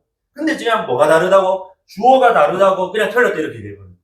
그렇지? 그러니까 예를 들어 상위 범주가 스몰 a, b, c를 가졌는데 자, 우리는 알파만 딱 생각해버리고 그렇지? 알파. 그리고 스몰 a는 안 맞지. 이 지랄은. 아니라고. 하위 범주는 스몰 a, b, c 플러스 알파라고. 알겠지? 이런 게 좀 기본이지만은 사실 매번 챙기는 게 습관화되지 않으면 이게 바로바로 실전에서 나타나는 능력은 아니에요. 읽을 때 계속 이런 것들 생각 염두에 두고 해요. 자, 어쨌든 간에, 자, 그래서, 반면에 사단성을 갖추고도 법인으로 등기하지 않은 사단은 법인이 아닌 사단이라고 하는데, 그치? 법인격이 있냐, 없냐, 이런 식으로. 그치? 있으면은 사단법인, 없으면은, 등기하지 않은 법인이 아닌 사단, 이런 식으로 가겠답니다. 얘는 뭐 용어도 그냥 대충 그래 붙여서. 어쨌든 간에, 그래서 이때 자 사람과 법인만이 권리 능력을 가진다 다시 그렇지. 여기서 이제 만 같은 것도 이제 나왔어 그렇지. 사람은 저절로 법인은 말 그대로 법적으로 이렇게 권리 능력을 부여받은 자만 권리 능력을 가지며 사람의 권리 능력과 그런데 법인격은 여기서 엄격히 구별된대. 그럼 아까 우리 첫 번째 이미 알았어. 자, 이 법으로서 부여되는 것이 권리 능력이요. 사람은 저절로 태어난 거였으니까, 그렇지? 그래서 여기서 말하는 구별이라는 게 좀 추상적이긴 합니다만은 한 개 정도는 구체적으로 대답할 수 있다는 말이야. 법적으로 부여가 된 것이냐, 법이 없어도 저절로 그냥 자연스럽게 가지게 된 것이냐, 이런 정도의 차이점. 자, 그리하여 사단법인이 자기 이름으로 진 빚은 사단이 가진 재산으로 갚아야 하는 것이지. 그렇지? 그럼 여기서 봐봐. 이 사원이라는 것이 요 구성원 이 사람일 거 아니야. 맞아? 그러니까 이 사단이 가진 법인격하고 사원 개개인이 가진 권리 능력하고는 별개란 말이야. 맞아? 그러니까 이 사단이 이 회사가 진 빚은 누가 갚아야 된다고? 회사가 갚아야 되는 거예요. 물론 여기서 일을 해서 그지 회사에서 매출을 발생하는 사람이겠지만 어쨌든 회사 가진 재산에서 차감을 해야 되는 것이지 개개인의 주머니에서 돈 뺏어와가지고 뭐 벌금 내고 이러면 안 된다는 거야. 맞아? 자, 그래서 다시 요 말 다시 합시다. 그래서 엄격히 구별된다. 그리하여니까 요게 지금 인과잖아. 그지? 사람이 진 빚이 아니니까. 그 회사가 진, 즉 법인이 진 빚이니까 사원에게 자 책임이 미치지는 않는다. 사원에게 예를 들어서 그지? 이 빚이 채무잖아, 얘들아. 그지? 그러니까 책임이라는 여기서 당연히 채무를 이행해야 되는 그치 그런 상황일 건데 뭐 다른 말로 표현하면은 미치지 않는다라는 그죠? 그리고 스몰 a, b, c, d 이렇게 되어 있는데 3번이 이게 지금 이제 바꿔쓰기 문제네, 그치? 그래서 이런 3번 문제 같은 경우에 실시간으로 푸셔도 좋겠다 이거예요. 이것도 5개짜리 인덱스니까, 알지? 근데 이거는 쌤이 아까 마찬가지로 오늘은 내가 한 호에 쭉 읽는 거 보여드릴게요. 알겠지? 응. 자, 그러면은 다시 1번, 2문단에, 1문단이 좀 길었어, 이거는. 그지? 아까 과학기술 지문은 1문단 되게 짧게 주고, 그지? 큰 빌드업을 좀 했다면은, 그리고 우리가 그걸 통해서 뭐야? 좀 빅픽처 좀 그려놓고, 그지? 이렇게. 자, 그 다음 내용들 예측하고 갔다면, 이 사회지문 1문단에서는 지금 웬만한 내용을 다 줘버렸어요, 지금. 그지? 그래서, 자, 4단, 그지? 안에 법인격이 있냐, 없냐. 그리고 사원들이란 사람이 있는데, 엄격히 구별이 되고, 등기라는 조건을 갖춰야 돼. 그지? 그래, 법인격을 받을 수 있는 것이다. 그지? 응. 자, 라는 얘기를 했고. 그 다음에 이제 우리가 이 문단 읽으려고 이제, 자, 이런, 쌤이 선제적 예측도 필요하지만 이렇게 긴 1문단 같은 경우에는 이미 지금 문단에서 웬만한 얘기를 다 해줘버렸기 때문에 다음 이어질 내용 예측이 안 되면 굳이 너무 하려고 할 필요는 없어. 넘어가서 보니까 회사도 사단의 성격을 갖는 법인이다라고. 그렇지. 그러니까 회사 또한 회사도 뭐의 일부겠 단체 일부 아니겠느냐 이거야. 맞지? 응. 넓게는 단체니까 사단의 성격을 갖는 법인이 되고 다시 사단 위에 또 뭐야? 또 단체가 있을 거 아니야. 그지? 응. 자, 그리고 그 사단 또 보니까 법인이다. 또 회사가 여기 또 들어가네. 그지? 응. 자, 그래서 회사의 대표적인 유형이라 할 수 있는 주식회사는 하고, 그치? 또 세 분이에요. 회사는, 요게 좀 만약에 우리 표현한다면은, 자, 이렇게 있다고 하자. 사단법인이라고 할게. 법인격 가졌다. 자, 그 다음에 회사가 있어. 그러면은 이 회사 안에 또 무슨 회사? 주식회사. 주식 상장하지 않은 그냥 뭐 비상장 회사도 있겠지. 맞지? 이렇게 계속 지금 하위범들 찍고 들어가고 있단 말이야. 그럼 다시. 자, 상원아. 네. 주식회사는 단체의 속성을 가져. 가진다고 하위범주니까. 알겠지? 응. 자, 그 다음 어쨌든 저 주주들, 그 다음에 주주들은 보유한 주식 비율만큼 지분을 가져요. 자, 다음 그런데 여기서 주주들은 뭐라 부르면 되겠노? 주주들은 주주들 굳이 구성대묘라고 했으니까 사원이라 불러도 되지 않겠느냐, 그지? 응. 자, 그런데 2001년에 개정된 상법이 자, 한 사람이 전액을 출자 다 내서 그지 1인 주주로 회사를 설립할 수 있도록 했다. 개정된 상법에 따르면은 우리 들이라는 복수편이 분명히 있었단 말이야. 그런데 자, 주식회사 아까 주주들로 구성된다 했는데 들이 아니고 한 명이 그지? 들이 아닌 한 명이 주주로 주식회사를 그지 만들 수 있는 게 돼요. 1인 주식회사. 그래서 자, 사단성을 갖추지 못했다고 할 만한 형태의 법인을 인정한, 아까 내가 자, 우리 사단이란, 아까 내가 지웠지만은, 누구, 여러 사람들이, 그지? 어떤 목적을 가지고, 뭐 해야 된다고. 자, 보니까 그 위에, 그지? 이 구성원에 운영기구 두고 가입할 때 관계없이 존속하는, 그걸 우리 사단이라고 불렀단 말이야. 그죠? 그래서 구성원들이라고 표현되어 있었단 말이야. 아니, 근데 여기서 이 1인 주주는 구성원들이나 복수편이 가능 불가능? 불가능해졌단 말이야. 아까 1분에서 이러한 사단성, 이러한 성질을 사단성이란다 할 때, 그치? 그 이러한들의 이 복수가 아닌, 그치? 단수. 즉, 사단성을 갖추지 못했는데, 그것을 법인의 형태로, 그치? 인정을 해버렸다. 자, 그래서, 요건 어쨌든 간에, 자, 여러 사람이, 그치? 아니다. 그래서 한 사람, 또 여러 주주가 있던 회사가 주식의 상속 매매 양도 등으로 말미암아 모든 주식이 한 사람의 소유로 되는 경우가 있다. 어쨌든 간에 처음 출자부터 한 명이 하는 경우도 있고, 그치? 처음 출자는 여러 사람이 있는데 한 사람이 이제 모든 이제 주식을 소유하게 되는 경우가 있는데 이런 경우 우리가 1인 주식회사라고 한대. 어쨌든 간에 자, 단수가 됐다 이거야, 그치? 그래서 1인 주주가 회사 대표이사가 되는 사례가 많더라. 자, 어쨌든 주식회사도 그 사원이 복수인 경우 또 단수, 즉 1인이 그치 곧 주주가 되면서 그치 1인 주식회사. 그러니까 이 경우에 지금 뭐가 그래 이 1인이 주주면서 뭐까지 되는 거야? 그 주주들을 대표하는 이사까지 함께 하는 거야. 맞아? 자, 이처럼 1인 주주가 회사를 대표하는 기관이 되면 대표하는 또 기관이라고 하네. 그럼 요거는 아마도 1인 주주가 그치? 1인 주주가 회사의 대표이사가 된다 하고 1인 주주가 이처럼이라니까 이건 뭐야? 같은 말이거든? 맞아? 그러면은 뒤에는 1인 주주가 회사의 대표하는 기관 위에 같은 말 뭐야? 대표이사. 그치? 그래서 기관이라는 말하고 대표이사 같은 말이에요. 맞지? 응. 자, 그다음 그렇게 되면 경영의 주체가 그 봐봐 이제 문제가 개인인지 회사인지 모호해진다. 아까 뭐라 했냐면은 이 사단으로서의 법인격과 그치? 개인으로서의 이 권리 능력은 엄격히 구별된다 했었거든. 그러니까 이때 이 1인이 그치? 개인인데 이게 지금 기관이란 지금 뭐가 돼버렸다고? 단체 사단이 됐단 말이야. 맞아. 이 꼴이를 할 수 있느냐라는 문제. 그치? 피가 발생했다. 그래서 개인인지 회사 단체, 그치? 사단인지 이게 지금 같은 거야? 아니면은 같지 않은 거야? 이런 문제 모호성이 생겨버렸다. 그래서 법인인 회사의 운영이 독립된 주체로서의 경영이 아니라, 즉 회사, 즉 사단으로서의 경영이 아니라 뭐하라고? 그래, 마치 개인 사업자의 영업처럼 그죠? 개인의 어떤 권리 능력 행사인 것처럼 보인다는 거야. 이거 좀 쉬운 예로 여러분 아마 그 어머님 잘 보시는 그 주말 드라마나 또는 일일 드라마에 이런 지금 막장의 어떤 요소들의 기본 요소입니다, 이게. 그치? 자기 혼자 뭐야, 주주, 대표이사 다 하고, 그치? 거기서 지금 뭐 하는 거야? 회사 명의로 법인 카드를 만들어요. 그치? 근데 사실 이 회사를 내가 지금 뭐야? 1인 회사로 운영을 하고 있으니까 그 카드 다 뭐합니까? 그러니까 법인이 쓴 것처럼 그지 쓰지만 사실 내가 쓴 거거든. 그럼 여기서 만약에 근데 이게 보니까 1인 지금 이제 자 주주로 지금 설정해 놓고 본인 지금 돈을 썼는데 이게 지금 보니까 회사였던 이제 돈을 뭐 횡령하거나 그렇지 또는 회사 돈을 이제 잘못 이제 사용하게 되는 불법적인 행동을 했다라고 하자.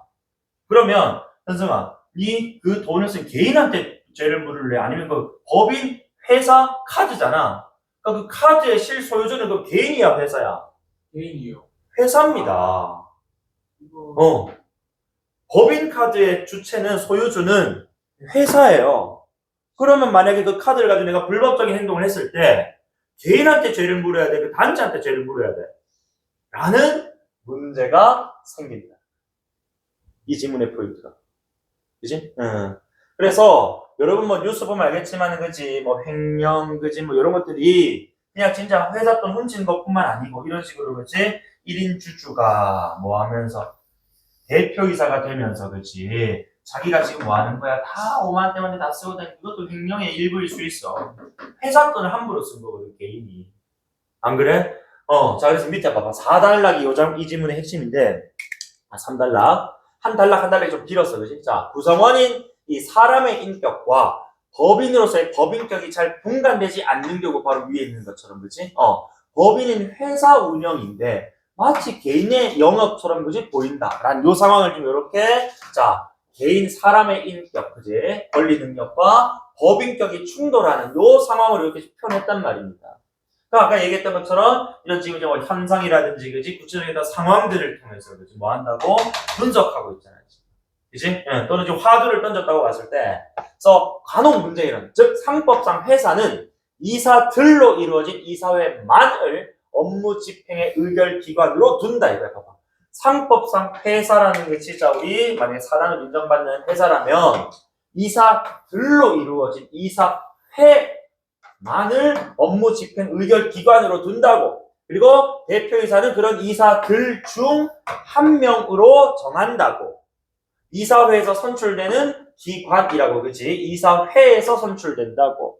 이사 모임들 그치? 회가 모이다거든. 자, 그리고 이사 선임과 이사 보수는 어디에서 결정된다고? 주총에서 결정되는데 이게 지금 무슨 상황에서는 그런데 문장 봐봐.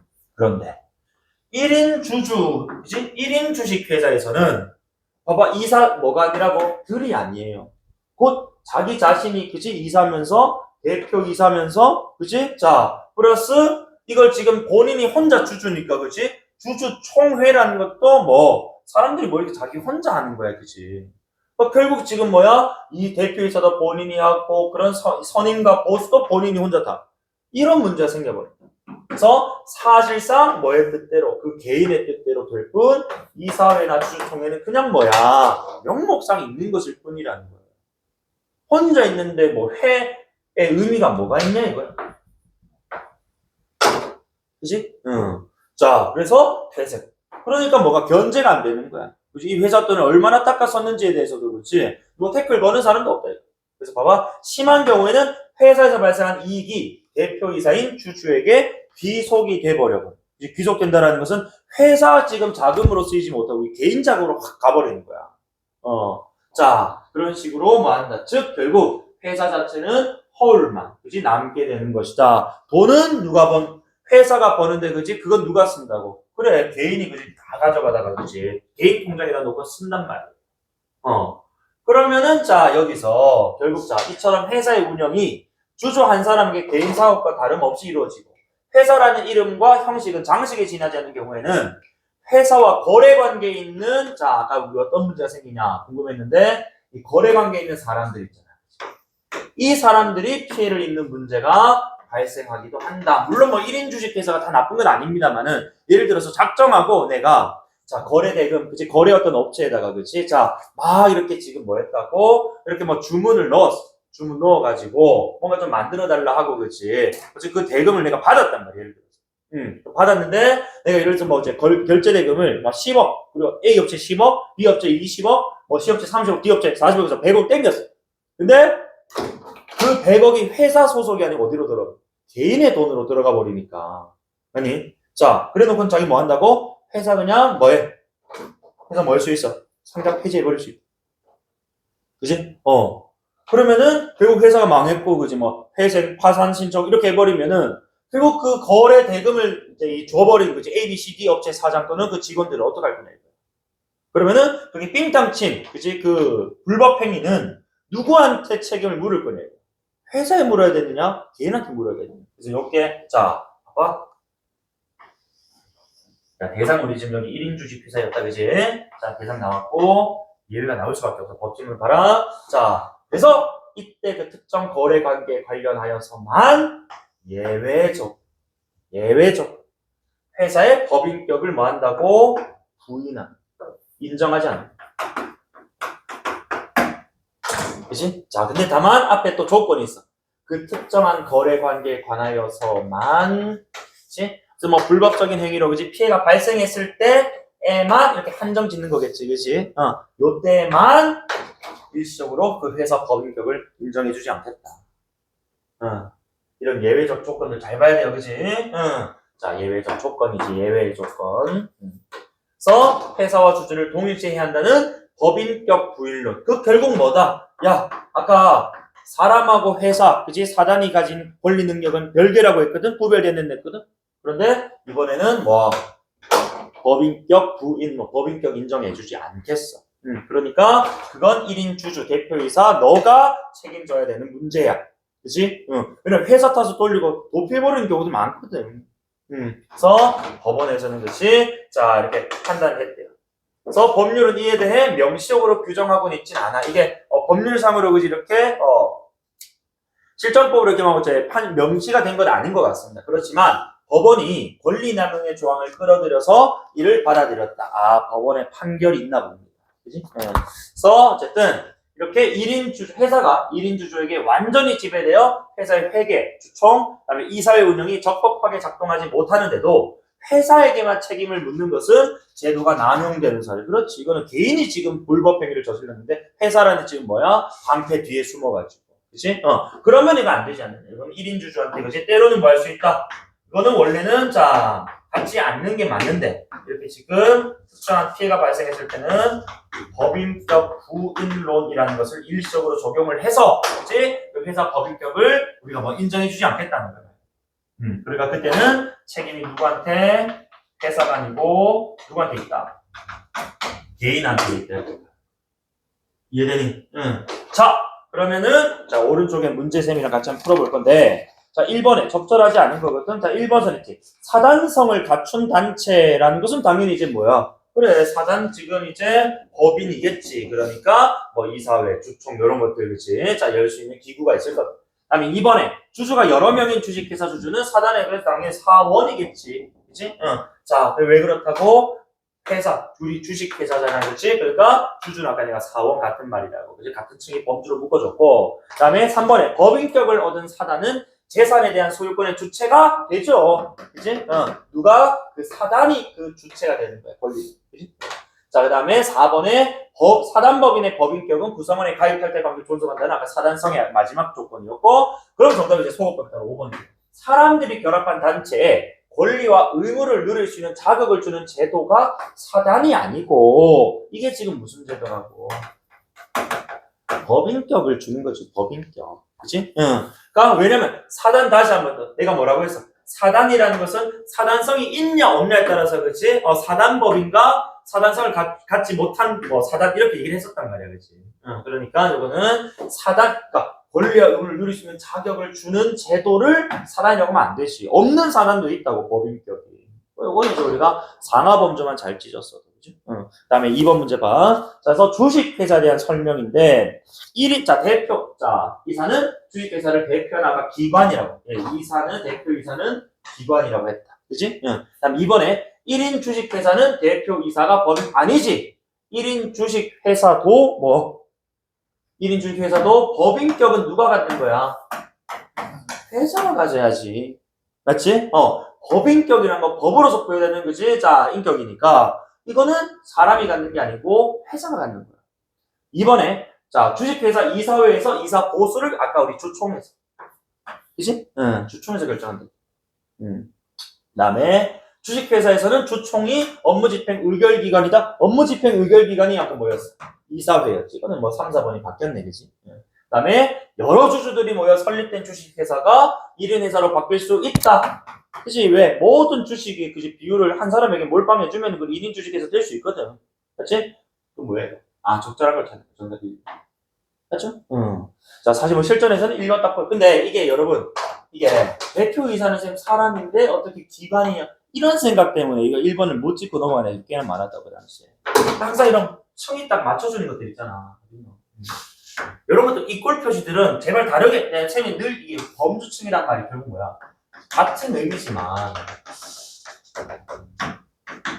다른 표현들이 막 나타날 때, 그지? 이런 것들 구분 잘해야 된다. 맞지? 대표이사는 대표기관이라고 얘기를 대놓고 지문에서 얘기를 하고 있었는데, 이걸 못 믿는 거야. 또는 이걸 체크를 미처 뭐야? 못한 거지. 그냥 자기 머릿속에는, 회사는 회사고 사람은 사람, 이렇게 생각하는 거야. 그건 자꾸 자기 주관으로 판단하는 거거든. 그래서 안 되잖아. 그렇지? 응. 자, 다음에 3번 문제. 이거는 사실 실시간으로 풀어도 되는 문제인데, 어쨌든, 자, 우리가 아까 2문단에, 1문단 마지막 질문이었나? A. 자, 사원 개인. 법인에 속해 있지만은 당연히 법인과는 구별되는 개인. 그치? 응. 그 다음에, 자, 책임은 회사가 진 빚이니까, 그치?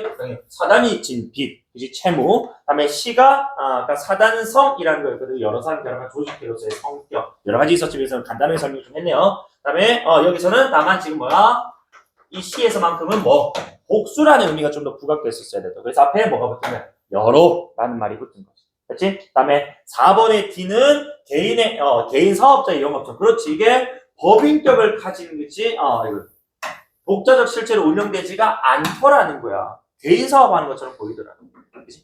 정답이 5번인데, 자, 우리 E가 허울만 남게 되었다라는 이 표현이 결국 이제 회사의 자산이 감소해서 권리 능력을 누릴 수 없게 된 게 아니고, 그치? 이게 지금 뭐야? 회사의 권리 능력 뒤에 숨어서, 그치? 개인이 지금 뭐 하는 거야? 회사 자산을 지금 삥땅 치는 거잖아. 그러니까 권리 능력을 누릴 수 없게 된 게 아니고, 권리 능력을 누릴 수, 회사가 권리 능력, 즉 법인격을 누릴 수 없게 되는 경우는 뭐라고? 개인이 책임이 있을 때, 이제 일시적으로 그 피해자가 발생하고 피해가 발생했을 때 그 책임을 개인에게 묻는 법인격 부인론의 상황이 적용이 됐을 때만 일시적으로 정지야. 그렇지? 그러니까 이건 지금 이제 허울만 남았다는 건 여전히 회사는 법인격을 가지고 있는 그런 상황을 얘기하는 거니까 권리 능력을 누릴 수, 권리 능력에서 법인격이다. 없게 되었다는 말은 부적. 되죠? 자, 그 다음에, 자, 4번 문제인데, 적절한 거야. 자, 이것도 지금 자, 니은에 대한 지금 니은이 지금 법인격 분류했을 때 자, 일종의 뭐 추론 내용이거든, 그지? 자, 그래서 보자. 회사 경영이 이사회에 장악되어 있는 경우에만 예외적으로 아까 우리 예외적으로 법인격 분류는 언제 적용할 수 있었다고? 이사회에 장악이 되어 있으면 이런 뭐야? 빙땅 못 쳤겠지. 뭐가 발생했을 때? 거래 상대방에게 피해가 발생해서, 그치? 1인 주주. 그치? 응. 자, 이 행동에 의해서, 그치? 피해가 발생했을 때, 그때 이제 그 책임, 이제 개인에게 묻기 위해서 일시적으로 물어보는 거예요. 이거는 뭐, 이사회 이제 장악되는 경우에만 외적으로 법인격 부인론을 적용할 수 있다. 이거는 좀 부적절하네요. 그치? 응. 자, 그 다음에 이번에 법인격 부인론은 주식회사 제도의 허점을 악용하지 못하도록 법률의 개정안이 명시적으로 제시되어 있지는 않다고. 그치? 법원에서 판결을 이렇게 했어. 그래서 판례가 딱 생기는 순간 이게 어느 정도 익스큐즈가 돼버리는 거지. 암묵적으로. 자, 법률의 개정을 통해 이거 상법 개정 이런 얘기 나온 적이 있어도 법인격 부인론의 개정을 통해서 만들어진 법은 아니다. 그치? 이런 얘기 한 적이 없다. 그 다음에 3번에 회사가 채권자에게 손해를 입혔다는 것이 확정이 되면 법원은 법인격 부인론을 받아들여 그 회사에 자 여기까지 뭐 피해 발생했어? 그치? 법인격 부인론 적용했어? 그런데 뭐가 아니라고 이런 일시 연구 또 이양 대립으로 장난치잖아. 맞지? 아까 텍스트에서 뭐라 했다고? 이것을 어떻게 부인했다고? 그 상황에 일시적으로 부인을 했지. 맞아? 그러니까 영구이란 말 안 된다. 알겠죠? 이런 극단적인 표현들을 기억하자. 그리고 특히나 이런 이양대립적인 요소로 풀어낼 수 있는 선택지들 또는 이제 표현들 있잖아? 그런 것들 좀 민감하게 봐주시면 좋아. 아까 뭐 특별, 그치? 또는 고유, 맞나? 이런 것들. 여기는 일시 반대는 결국 지속, 영원, 뭐 이런 것들 있잖아. 그치? 불변, 고정. 이런 워딩들은 딱딱딱 상대어들에 대한 반응들이 좀 좋아주면은 뭐 이런 인문예술 지문이나 사회문화 지문 이런 것들 있잖아. 상대어들, 이거 과학기술이면 마찬가지야. 상대어들 반응이 좀 좋아주면은 이런 판단도 좀 빨리빨리 설 수 있다. 그치? 다음에 4번에 법원이 대표이사 개인의 권리 능력을 부인함으로써 법인격 부인론 누구의 법인격 부인하는 건데? 그래. 왜 개인의 권리 능력을 부인해? 그치? 4번 선택이니까 당연히 이건 뭐 법원이 맞아. 권리 능력 부인했지. 그치? 그래서 뒤에 말이 맞거든. 당연히 이 개인의 그치? 회사에 대한 책임을 면하지 못하도록 하는 것이 법인격 부인. 개인의 권리 능력 부인이 아니에요. 회사의 법인격을 부인하는 거죠. 아니, 요거 되게 낚시 많이 당. 결국에는 대상. 그죠? 법인격 부인론은 뭐해? 그래, 법인격은 누구에게만? 회사에게만 주는 거잖아. 이 개인의 권리 능력이라고 따로 불렀다. 그치? 법으로서 안 줘도 가지는 능력이니까. 그럼 이제 소거법에 따라 정답은 5번이에요. 특정한 거래 관계의 법인격 부인론, 특정한 거래 관계 아까 말 피해 발생. 그지? 법인격 부인론 적용, 회사 법인격을 부인하려는 그 목적은 어쨌든 자 뭐였다? 개인에게 그치? 즉 주주라고 되어 있지만은 여기서는 1인 주주, 개인에게 맞지? 책임을 묻기 위함이다. 맞죠? 요거는 딱 깔끔하게 떨어지는 지문이네. 우리가 수특 지문 있다가 이런 거 읽으니까 약간 쾌감이 좀 있다. 그렇죠. 자, 그러면 뒤에 있는 그 미생물 지문은 일단은 스킵하고 지금 뒤에 현대문학 2개 준비한 거 요거 좀 합시다. 시하고 오늘 마침 내가 준비한 그 소설이 제목이 또 비 오는 길이네. 밖에 비가 연락이 오는 거잖아. 8, 9페이지 잠깐만 쉬었다가 한번 해보겠습니다.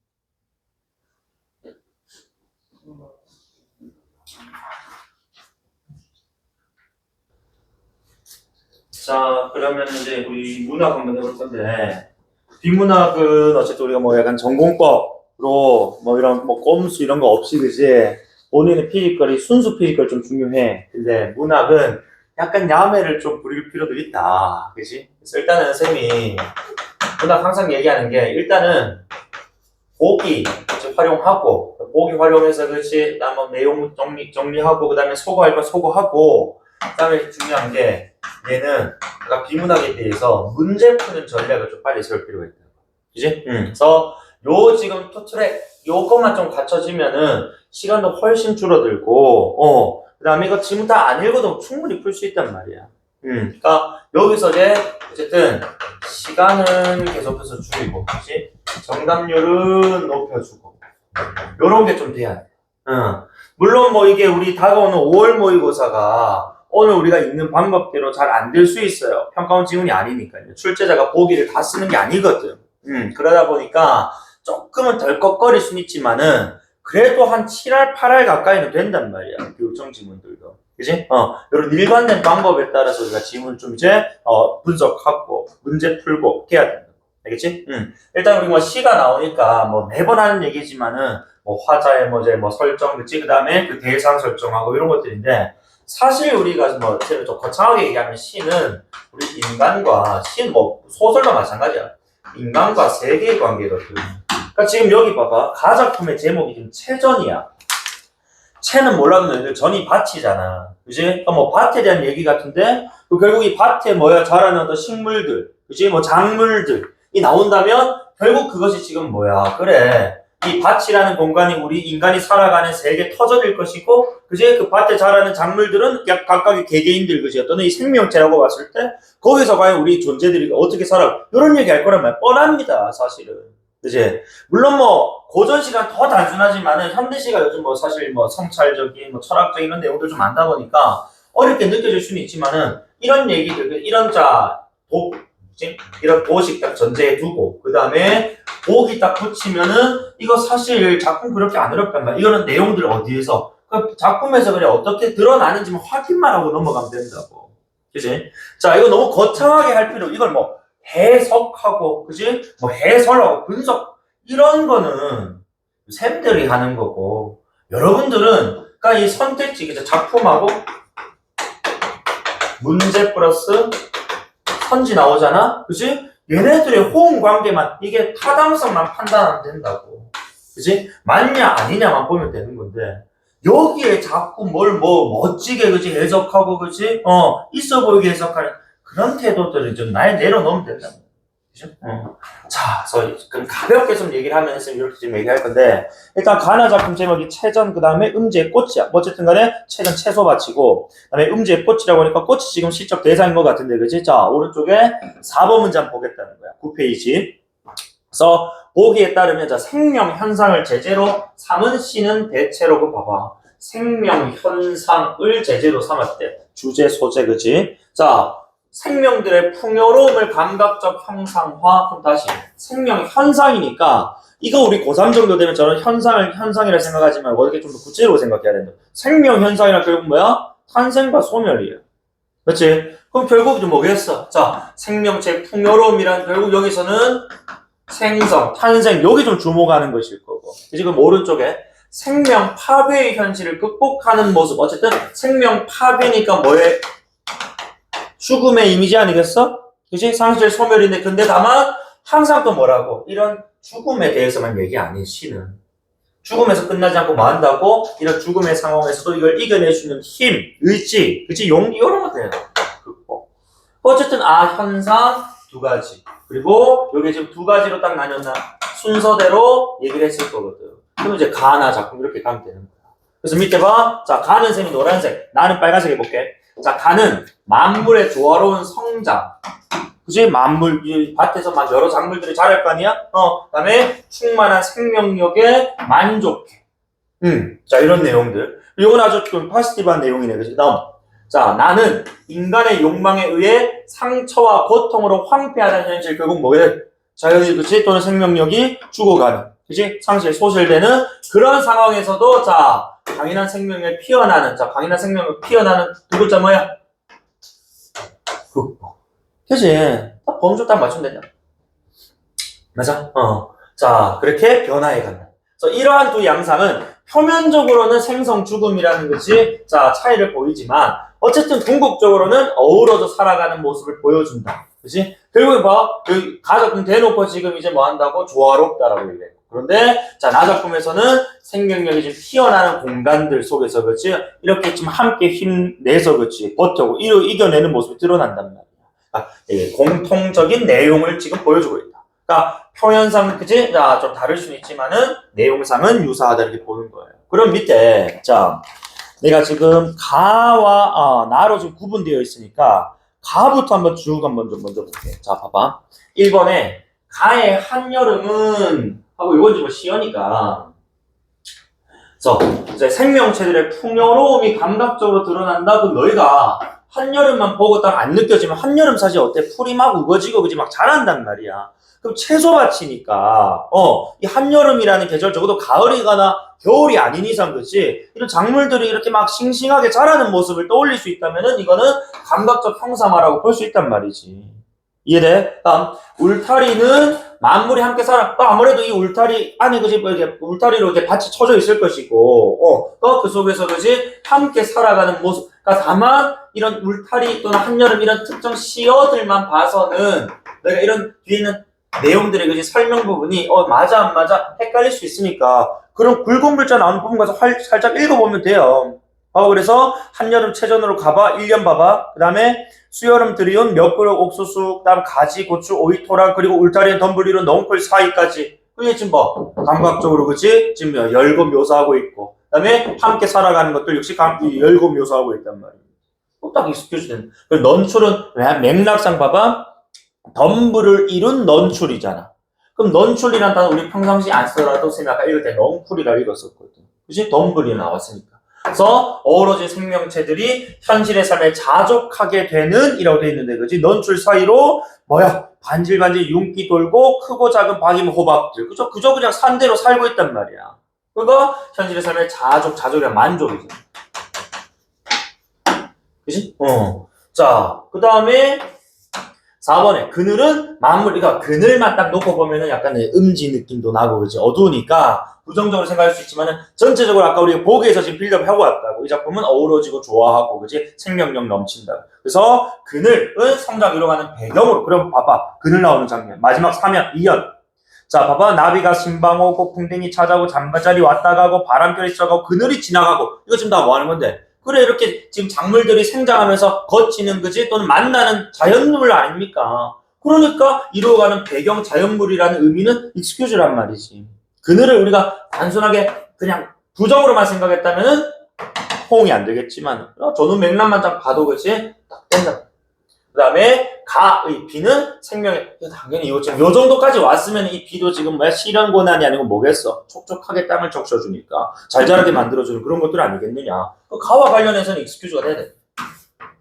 그치? 그럼 이제 자 나는 겨울이라고 지금 나와. 자 나의 겨울은 생명 파괴 현실. 그렇지. 아까 위에 한여름과 같이 싱그러운 자연과 다르게 얘는 지금 겨울이라고 돼 있는데 봐봐. 파괴 현실이냐 보자는 거야. 그래서 우리는 서거가는 참나무 떼고 그치? 벌목의 슬픔으로 서 있는 이 땅 겨울을 나고 있대. 맞지? 그러니까 이 겨울은 파괴의 현실 맞잖아. 맞지? 그 다음에 이번에 골짜기 아까 위에 나왔기 때문에 그치? 폐역의 골짜기에서 겨울을 지금 지나가고 있다. 이 골짜기 지금 뭐야? 벌목이라고 지금 워딩 나왔어. 벌목의 슬픔으로. 벌목이란 나무를 빼다잖아. 그러니까 이 골짜기는 나무를 누가 뱉겠어? 동물이 뱉겠니? 사람이 뵈니까 인간의 욕망. 그렇지. 벌목이라는 워딩이 덧붙으면 그지 충분히 가능한 편. 맞지? 이런 지금 시 같은 경우는 우리 수식 또는 서술어 체크만 잘해도 그렇지. 이런 문제들은 익스큐즈라. 자, 다음에 3번 봐. 홀씨는 공존하는 생명체들이 지금 흩어진다라고 되어 있는데 홀씨 한번 보죠. 그래서 이윽고 잠자던 홀씨들이 일어나 우리 몸에 뚫렸던 상처들마다 버젓이 피어난다. 홀씨들 일어나 피어난다야.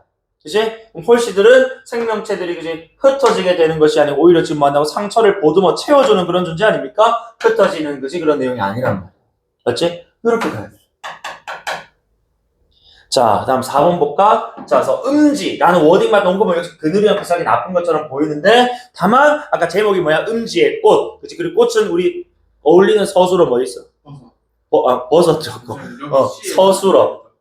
꽃은 그러니까 피다 또는 피어나다. 그렇죠? 그러니까 아까 우리 홀씨들이 일어나 피어난다. 그지? 버섯들 아마 뭐 음지의 꽃이랑 이제 버섯을 얘기하는 것 같은데 가사가 좀 빨리 대답해줬어. 그래서 음지는 어쨌든 그런 상황에서도 지금 뭐야? 그래 피어나는 그지? 버섯 생명력 그지? 를 확인할 수 있는 그런 긍정적인 공간이었다는 거야.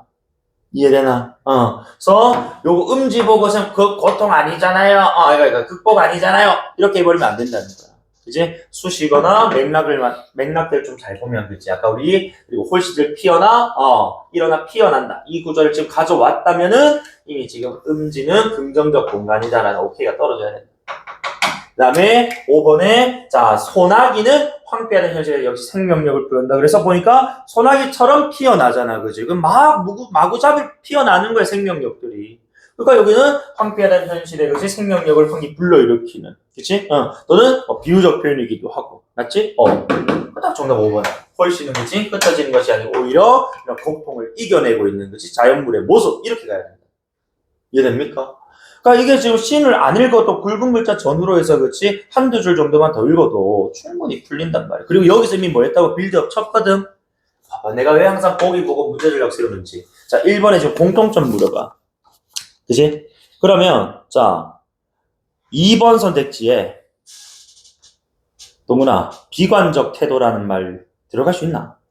비관이란 미래를 부정적으로 바라보는 건데 이건 지금 뭐라고 보기에서 이미 동일 지향성 어우러져 사는 그런 모습에 대한 얘기를 했는데 어떻게 비관적인 얘기를 하냐. 이건 안 된다고. 3번에 현승아 이거 외적 아름다움 얘기하는 거야? 아니야. 아까 동일 지향성 뭐라고? 생명체들이 어우러져 살아가는 그지 어떤 공동체적 모습이라든지 그지? 또는 뭐 극복 의지라는 이런 얘기를 하고 있잖아. 맞아. 그러니까 외적인 아름다움에 주목한 작품이 아니란 말입니다. 맞지? 그러니까 2번, 3번 제껴야 되는 거야. 4번도 볼까? 인간의 행위에 대한 우호적자 상언. 금방 우리 나 작품 인간이 지금 뭐 했다고?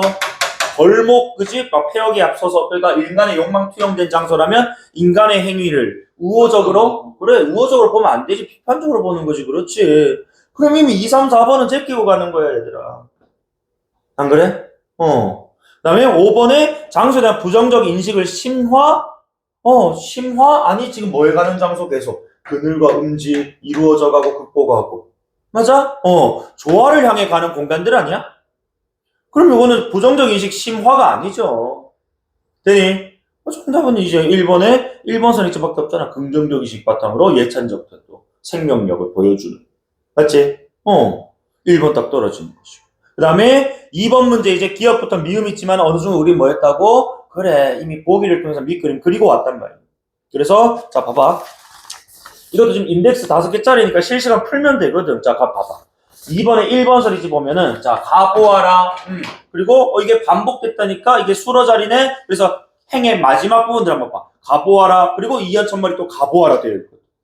그러니까 이것은, 자, 기억을 반복 변조해서, 체전에서 겪을 수 있는, 자, 이 경험의 소중함을 느끼게 하려는 화제. 그렇지, 거기 가서, 그렇지, 생명력들이 조화가 넘치고, 그죠?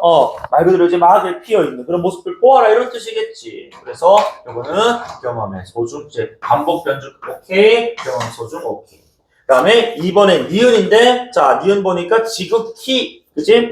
그리고 또 지극히, 라는 말이, 그치? 반복이 된단 말이야. 범속한 것들. 그래서, 자, 그런 수식어 반복해서, 범속한 것들로부터 충족한 느낌을 받는 화자. 그렇지. 이 지극히 범속하다라는 거지. 뭐야. 평범하고, 그렇지. 일반적인 것들 얘기하는 거야. 알겠지? 그래서 이것들의 지극히 충분하고도, 그렇지. 만족스러운, 빛나는 모습들. 이거는 충족한 느낌 받고 있잖아. 그지? 그 다음에 3번의 디귿, 과분하지 말라. 이거 대놓고 뭐야? 명령형 사용했고, 뭐 하는 거야? 만족해라 이거야. 주어진 대로 족할 줄 알아라. 만족할 줄 알아라.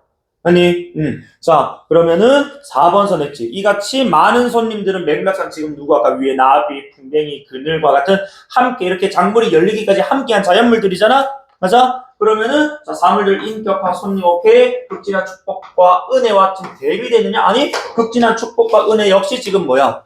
자연물인데. 맞지? 그러니까, 자, 이게 우리 리을은 함께한 지금 이제 자연물이고 이 극진한 축복과 은혜는 지금 여기 채소밭에 자란 채소들, 작물들을 얘기하는 건데 이거는 함께 어우러진 모습을 보이는데 무슨 대비냐 이거야. 맞니? 얘네들이 있었기 때문에 작물들이 이렇게 휘황찬란 빛난단 말이에요. 생명을 얻을 수 있었단 말이에요. 그러니까 이거 대비가 아니고 그지 조화지. 이해되니? 정답 4번이잖아. 맞지? 봐봐. 이것도 보면은 결국엔 다 이거 수식 서술어만 봐도 된단 말이야. 다음 5번 봐. 자, 미음에서, 자, 빛나는 생명이 와서, 자, 생명별표 치세요. 자, 우리 문학에서 생명이라는 단어는 추상이에요.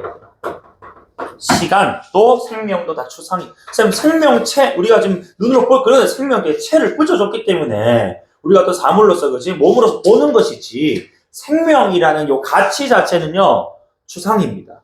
아시겠죠? 그럼 죽음도, 현성 죽음도 추상이야, 부채야?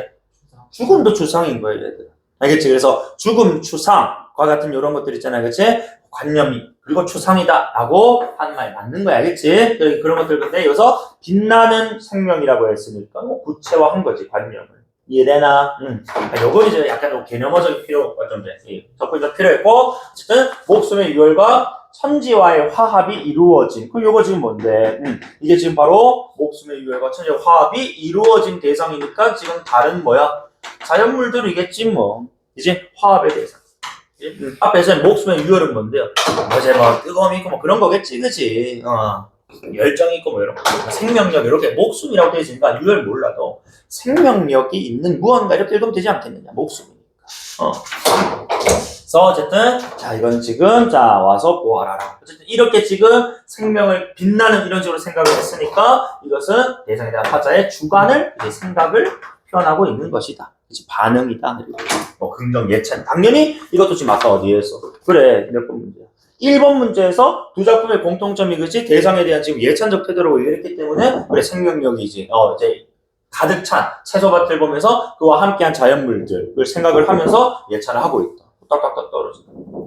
문제 푸는 것만 전략적으로 잘 세워도 그렇지 충분히 시간 쓰이거든. 그러니까 이게 나는 훈련이 좀 빨리 많이 되어가지고 문학을 20분 안쪽, 욕심내면 15분 안쪽도 가능하다. 그렇게 했을 때 아까 비문학은 이제 우리가 피지컬로 그렇지 전공법으로 좀 진득하게 풀어도 된다 이제. 맞아? 자, 그다음에 3번 문제인데 이것도 지금 어쨌든 뭐 인덱스가 다 매겨져 있으니까. 딱 그 해당 부분들 읽고 와서 풀면 되는데 우리는 대략적인 줄거리 이미 알고 있단 말입니다. 그러면은 요거 역시 관용자예요. 바탕으로 그지 아까 우리 4번이나 1번 문제 같은 것들을 활용해서 꼭 풀어보겠다. 자, A 첫 번째 두 행위였는데 자 우리가 서거가는 참나무 때 그리고 슬픔으로 서일 때 그러니까 서거가는 모습 오케이 좋고 그 다음에 B 바로 함께 서거갈수록 더 높은 곳에서 우리를 더 흔든데 그 바람은 결국 또 뭐다? 더욱더 지금 뭐야 고통을 가중하는 소재거든. 근데 이거 순환이랑 결국 뭐야? 이게 되돌아가는 이런 것들이잖아, 그지? 순환이 아니잖아. 바람이 지금 고통을 가중하는 거란 말이야. 이해되나? 그러면은 순환이라는 어딩 안 되겠고, 맞지? 그 다음에 그럼 B 우리 읽었어. 그래서 참나무 상태에 지금 변화를 가져온 지금 움직임은 지금 뭐라고? 그래. 우리 또 힘들게 그지 만들었단 말이야. 움직임 나타났어? 흔들고 나왔으니까. 자 그런데 밑에 자 이윽고 잠자던 홀씨들 근데 보니까 바람이 약간 나는 부정인 줄 알았는데 이게 좀 긍정이었네. 일깨웠단 말이야. 어쨌든 일깨웠어도 순환은 아니었으니까 넘어가더라도 여기 버섯이 피어나는 이거는 지금 뭐야? 바람에 의해서 그지? 일어났으니까 홀씨들이. 그리고는 순차적인 결국 순서대로 인과적으로 그지?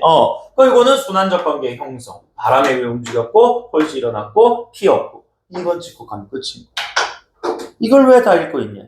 이걸 갑자기 시를 딱 펼쳐놓고 이러는 거야. 이거 나 물론 고1 때는 이렇게 수업해요. 왜? 바보들이 많아가지고. 이렇게 설명 안 해주면 못 알아들어. 그지? 우리는 해서 그지? 화자 좋고 뭐 서거가는 서거간다 부정적 상황 시에 다 해야 돼. 슬픔으로 서 있다 이 땅은 부정적 공간이다. 이렇게 연습을 고1 때 해왔고 그 다음에 지금 3학년 때 우리 전략적으로 접근하면은 좀 수월해지는 거지. 그렇지? 그러니까 이게 더 부질없는 짓은 아니고 해야 되는 단계이긴 한데 근데 지금 우리 쌤처럼 문제 전략적으로 이제 푸는 게 잘 안 된다면 이렇게 한번 먼저 해보세요.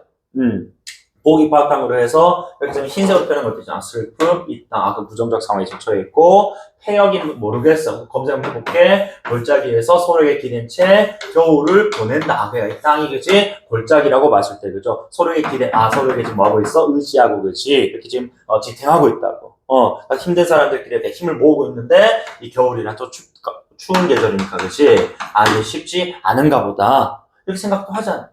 맞죠? 그러면서 함께 이렇게 서거간다. 계속해서 힘듦이 이렇게 지속되는데 그때 바람이 더 높은 곳에 우리 흔든데 나는 이 힘든데 지금 서거가는데 힘드니까 더 나쁜 건 줄 알았는데 읽어보니까 잠자던 홀씨들이 일어나서 꽃이 피니까 이 바람이랑 오히려 지금 뭐 하는 거야? 우리에게 힘을 줘서 그것이 우리에게 생명력을 이렇게 가져다주는 그런 어떤 이제 계기인가 봐. 매개체인가 봐. 이렇게 얘기할 수 있어야 된다. 생명환기의 매개체 이런 식으로. 맞아? 그러니까 요런 연습도 한번 해보시고 문제 전략에 따라서 그냥 이렇게만 풀어보는 것도 좋을 것 같아. 알겠지? 다만 오늘 내가 지금 여기 풀이하는 것들처럼 연습할 때는 이렇게 하되 실전에서는 이렇게까지 할 필요는 없어요. 실전에서는 만약에 내가 너무 감이 안 잡힌다 하면은 보기에 조금 더 힘을 줘, 보기에. 이거 지금 우리가 시어랑 그치, 그 다음 식구랑 내가 아까 얘기했지만 선지어의 그 타당성 평가가 이제 핵심인 것이지 네가 얼마나 얘를 더 깔끔하게 분석했는지 물어보는 시험이 아니란 말이에요. 그지? 자, 그러니까 요런 마인드로 좀 전략적으로, 효율적으로 가려는 생각들. 알겠지? 그 다음 마지막 소설 할게요. 자, 우리 11페이지인데 역시 11페이지부터 먼저 보겠습니다. 제목이 비 오는 길입니다. 자, 그러니까 비가 온다는 상황 자체가 이 작품에서 지금 다룰 수도 있고 이 수록 부분에서 다루지 않을 수도 있어요. 그 이유는 소설은 일부분이 발췌되어서 출제가 되니까 제목하고 직접적 관련이 없는 부분이 나올 수도 있거든. 자, 어쨌든 자, 보기 한번 볼 건데 자, 소망이나 욕구가 충족되지 못해서 갈등을 겪는 개인. 그러니까 소망 욕구가 충족되지 못해서 이거 항상 우리가 문학에서 뭐라고 표현하는 거예요? 결핍의 상황이에요. 항상 이제 문학에서 갈등이란 결핍에서 시작되거든. 그치? 왜? 이 결핍이라는 게, 이게 우리가 내가 사랑하는 사람이 있어야 되는데 없는 것도 결핍이고요. 그치? 내가 원하는 이제 이 꿈이 있는데, 그치? 직업이 있는, 그런 것들 못 이뤄도 다 결핍인 거예요. 그래서, 나 이렇게 다 결핍을 생각합니다. 그치? 문화 결핍. 자, 결핍으로 갈등이 이제 일어나는데, 그때 그걸 겪는 개인은 심리적으로 당연히 불안하겠지. 내가 원하는 바를 그치? 이루지 못했으니까, 채우지 못했으니까, 결핍에서 오는. 특히, 사회적으로 불안정한 또 처지에 놓여있나. 사회적으로 불안정한 처지니까 뭐 먹고 살기 힘들다거나 인정을 못 받는다거나 뭐 이런 것들이겠지. 그래서 개인은 긴장과 갈등 상태에 약간 과민하게 반응하기도 한다.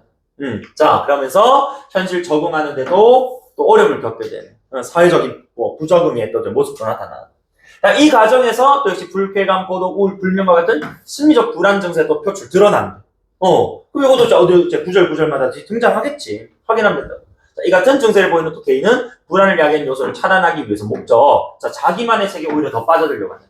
그러니까 지금 그러니까 이 과정이니까 지금 이 과정은 현실에 정한의 어려움이잖아. 맞아? 그러니까 외부 세계는 그지 놔두고 나한테만 계속 집중하는 거야. 외부 세계로부터 지금 방해를 받고 싶지 않은 마음이겠지. 그래서 자꾸 외부 세계랑 자꾸 연결되면은 자꾸 약간 심리적인 불안 증세가 나타나는 거야. 그죠? 다음에 그렇다고 자기만의 세계 또 만족은 또 못해요.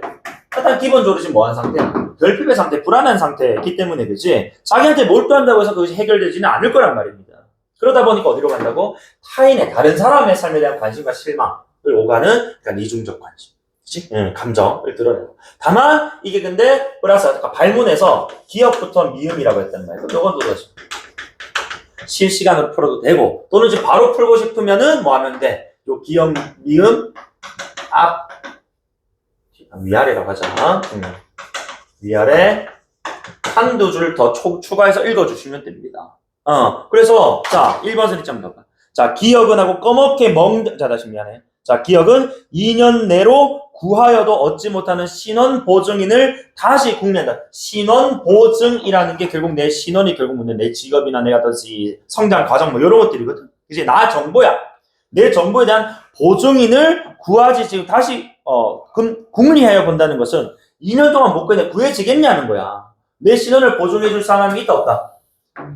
없지. 그러니까 사회적 불안정한 처진 거야. 맞아? 그러니까 자 이런 말이 좀 어려울 수 있어. 신원 보증을 지금 구하지 못했다는 것 자체가 내가 사회에서 지금 어느 정도 보증된 인물이 아니라는 거예요. 이해됩니까?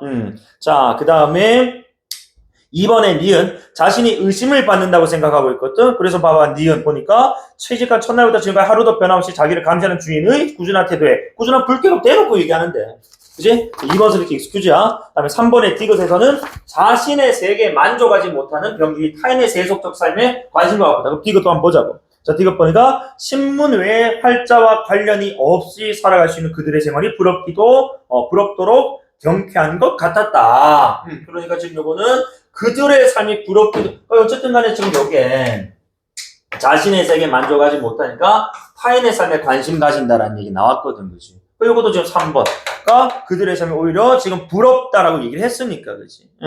자, 그 다음에 4번의 리을에서는 자신이 몰두하던 세계에서 병일이 더 이상 만족을 찾지 못하고 있다. 리을 보자. 월급에서 하숙비를 제하고 몇 푼 안 남은 돈으로 탐녀 사들인 책들이 요즘에는 무거운 짐같이 겨웠다. 겨웠다는 말 평소에 잘 안 써. 우리 힘에 겹다라는 표현 하잖아요, 그지? 말 그대로 이거는 이제 짐같이 무거웠다 또는 버거웠다 이렇게 읽어주면은 결국 자기야 지금 월급 안 되는 몇 푼 안 되는 월급에서 지금 책을 샀단 말이야. 이 책이 자기가 지금 이제 애써 이 외부 세계를 외면하고 몰두하던 자기만의 세계였을 건데 더 이상 만족을 얻지 못했단 말이야. 맞지? 그러니까 이제 무거운 짐 같다고 표현한다. 그러니까 난 여기서 자 혹시 3번이 조금 걸렸다면은 이런 이 지금 자 몇 푼 안 되는 월급에서 지금 그럼에도 책을 샀다는 것은 그래도 어떤 사람이야? 이 사람은 이상이 있는 사람이라. 맞아? 그러면은 위에 자 디귿 다시 한번 볼 수 있어야 된다. 이런 부분에서 너희가 빠르게 판단, 융통성을 좀 발휘해야 돼. 자, 봐봐. 신문 외에는 할자와 인연이 없이 살아갈 수 있는 그들은 이런 책 같은 거 사겠어, 안 사겠어? 안 사는 거야. 그럼 이 사람은 철저히 어떤 사람이야? 타인의 세속적인 삶이랑 철저히 이어서 세속이라고 표현하긴 했습니다만은 되게 현실적인 삶을 사는 사람이지. 맞아. 그러니까 자기의 세계, 즉 이상에서 그지 자기가 지금 세계는 이상을 추구하는 것인데 그지 만족하지 못한다고. 책을 사도 무겁고 그지. 차라리 그러니까 나는 나처럼 책을 이렇게 심도 있게 철학적으로 깊게 보는 것보다 저렇게 그냥 가볍게 신문이나 넘겨가면서 그지 글자나 읽어내는 저런 사람들의 삶이 더욱더 부럽다는 거야. 그러니까 3, 4번은 혹시 3번이 여기서 만족하지 못한다가 여기서 잘 안 드러났는데요. 세모 쳤더라도 4번 선택지 보는 순간 요거네. 그치? 자기는 이런 책을 읽으면서 그치? 이상을 좇는 자지만은 이상을 좇아서는 지금 이 세상에 적응이 어렵고 그치? 차라리 이상을 좇지 않는 현실적 삶이 이 세상을 살아가는데 더욱더 편하더라 이거야. 이런 도시까지도 들어서야 이런 것들이 빨리빨리 맞지? 그러니까 내가 기출을 열심히 풀었다 이게 중요한 게 아니에요. 이런 사고까지 되느냐. 요즘 보면요, 그래서 이런 평가원 지문들, 해석지들 엄청 잘 나옵니다. 이상 돈 주고 사면 다 잘 사지, 그지? 근데 그건 남이 써놓은 해설지고, 그지? 네가 이제 이런 그런 해설지, 버금가는 해설을 내가 원하는 게 아니라, 네 스스로 생각하고 판단할 수 있어야 된다. 맞아? 자, 어쨌든 몰두하던 세계 책 이상이라고 할게. 그래서 만족 찾지 못하고 있다. 그럼 이제 소급법에다 정답이 5번밖에 안 남은 것 같아. 자, 5번 보시면은 병이 타인의 삶에 대한 관심과 실망을 오가고 있다. 그럼 봐봐, 미음. 문득 자기를 기다릴 듯한 어젯밤 펴놓은 있을 대로 있을 책은 누구의 삶인데? 병일의 삶이잖아. 그치? 그러니까, 자, 책을 생각하고 시계를 쳐다보기로 하였으나 문 밖에 빗소리를 듣고 누구에 대한 것인지도 모를 송구한 마음을 가라앉히는 것이었다. 어쨌든, 이건 지금 뭔데? 병일이 타인의 삶에 대한 관심과 실망이 오가는 장면이 아니고, 그치? 어떤 상황인지 모르겠지만 자기의 삶에 대한 지금 생각을 하고 있잖아. 타인의 삶에 대한 관심, 실망이라고 볼 수가 없는 지금 선택지였다는 거지. 납득되나? 그래서 항상 이런 전략들 좀 잘 써. 그치? 자, 그래서 대략적으로 지금 이 작품 이제 어떤 것 같아? 그러면은 책으로 대표되는 병인이라는 존재가 다만 사회적 부적응을 하고 있고, 그치? 매번 또 이제 사장한테 의심을 또 받고 있고, 와 같이, 그치? 사회 부적응 상황을 좀 겪으면서 약간 우울한, 그치? 음습, 그런 느낌 좀 보여. 더군다나 이게 비 오는 길이라고 해서 진짜 비 오는 상황이 함께 나온다면은 약간 축축하고 스웨트한 그런 느낌이잖아. 맞지? 약간 지금 그 약간 이제 이게 마음적으로나 그치? 또 이제 외적으로나 완전하지가 못하단 말이야. 맞아? 그래서 불완전한 한 존재에 대한 이야기겠고. 라는 생각하면 좋겠고. 그 다음에 자 이제 우리가 1번 문제는 대놓고 지금 위글에 대한 설명이니까. 그치? 요거는 지금 자 대표 보니까 풍자적 어조, 주관적 판단, 그치? 이런 지금 개념어들 나오고 있거든요. 서술 방식 묻는 것 같습니다. 맞지? 그런데 자 이것도 마찬가지 3번에서 어느 정도 힌트를 얻었단 말이야. 자 풍자적 어조, 풍자란 어떤 비판, 그치?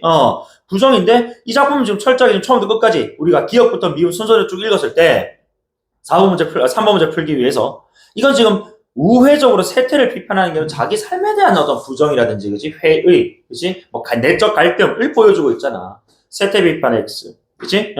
자, 그 다음에 우라고 좀 진지해. 그 다음에 2번에 상황에 대한 인물의 주관적 판단을 중심. 그래서 보니까 기억 궁리하는 곳이었다. 그 다음에 니은의 불쾌함을 느껴온 곳이었다. 맞지? 3번의 디귿에 그리고 다 누구 감정이었다. 현승 누구 감정?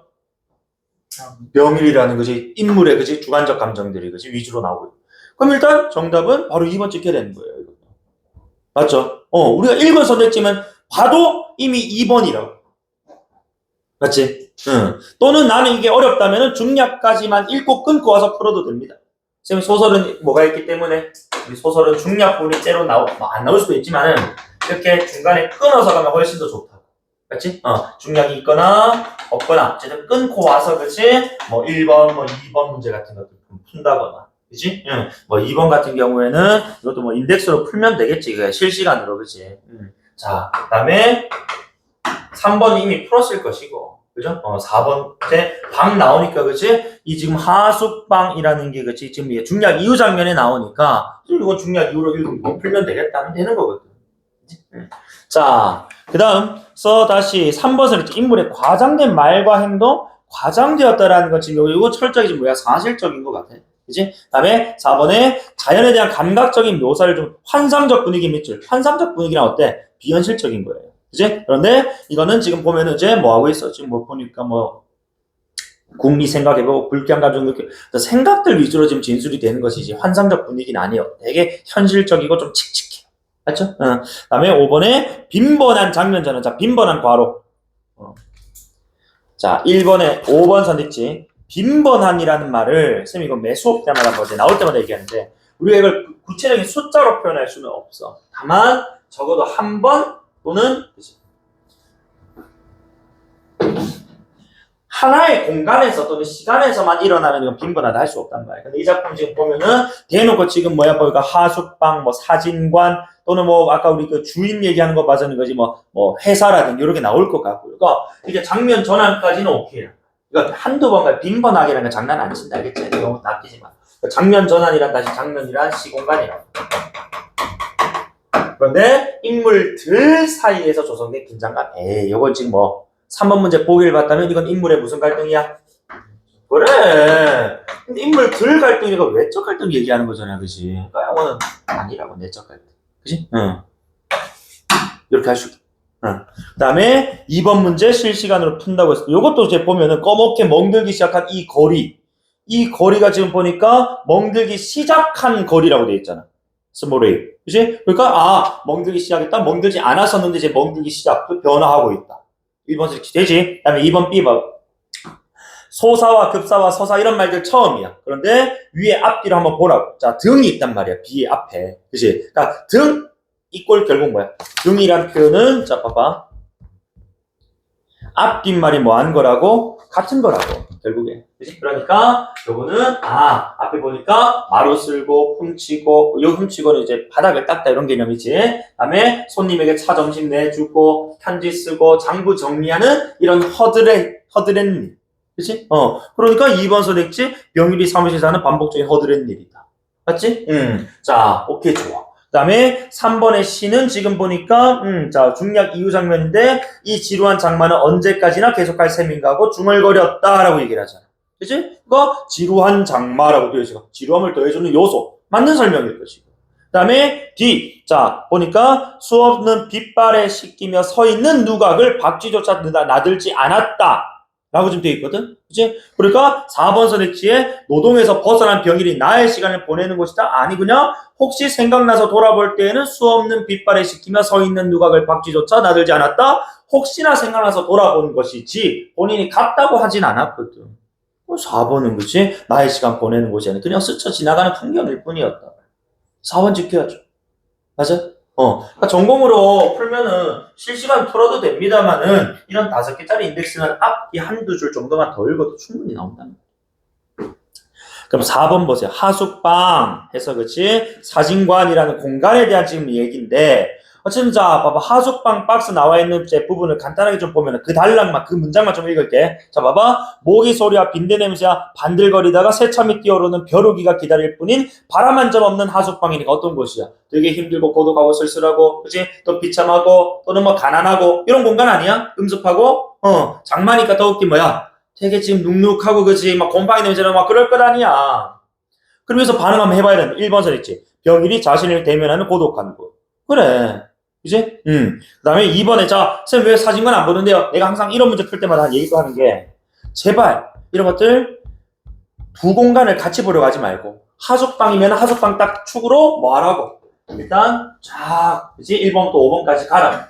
일단 누구는 놔두고 사진관 놔두고 여기서 먼저 1차로 걸러내란 말이야. 그치? 그럼 일단 1번 하적방은 맞아. 대면한 고독이고 그 다음에 니체에 관한 상상을 하였던 것이다. 니체에 관한 상상은 요거 지금 만약에 자 중략 이후 장면에서 읽어 내려왔다 우리 가정해보자. 그러면은 자 중략 장면 봐봐. 중략 바로 다음 문장을 읽어볼게. 근자 최근에 병일이는 사무실에서 장부 정리할 때도 혹시 후원에서 성례수와 같이 거닐고 있던 니체가 푸르니키 돋친 바위를 부담고 이 말을 부딪히는 것을 상상 어디에서 상상했어? 사무실. 그치? 응. 그 다음에 하숙방은 병일이 자신의 사회적 관계를 회복하려고 노력한 사회적 관계니까 당연히 이거는 뭐 사무실이나 회사 이런 데겠지. 그치? 응. 자, 그 다음 4번에 하숙방 주인의 감시 아까 우리 기억 문제인가? 니은 문제인가? 그치? 응. 이건 어디? 주인이 지금 묻는 거 이거는 일터 아니겠습니까? 하숙방이 아니고. 그치? 이것도 공장 또는 뭐 사무실이겠지? 맞지? 그 다음에 하숙방은 병일이 고역이란 고된 노동. 그치? 그러니까 당연히 이것도 하숙방이 아니란 말이야. 정답 몇 번? 1번.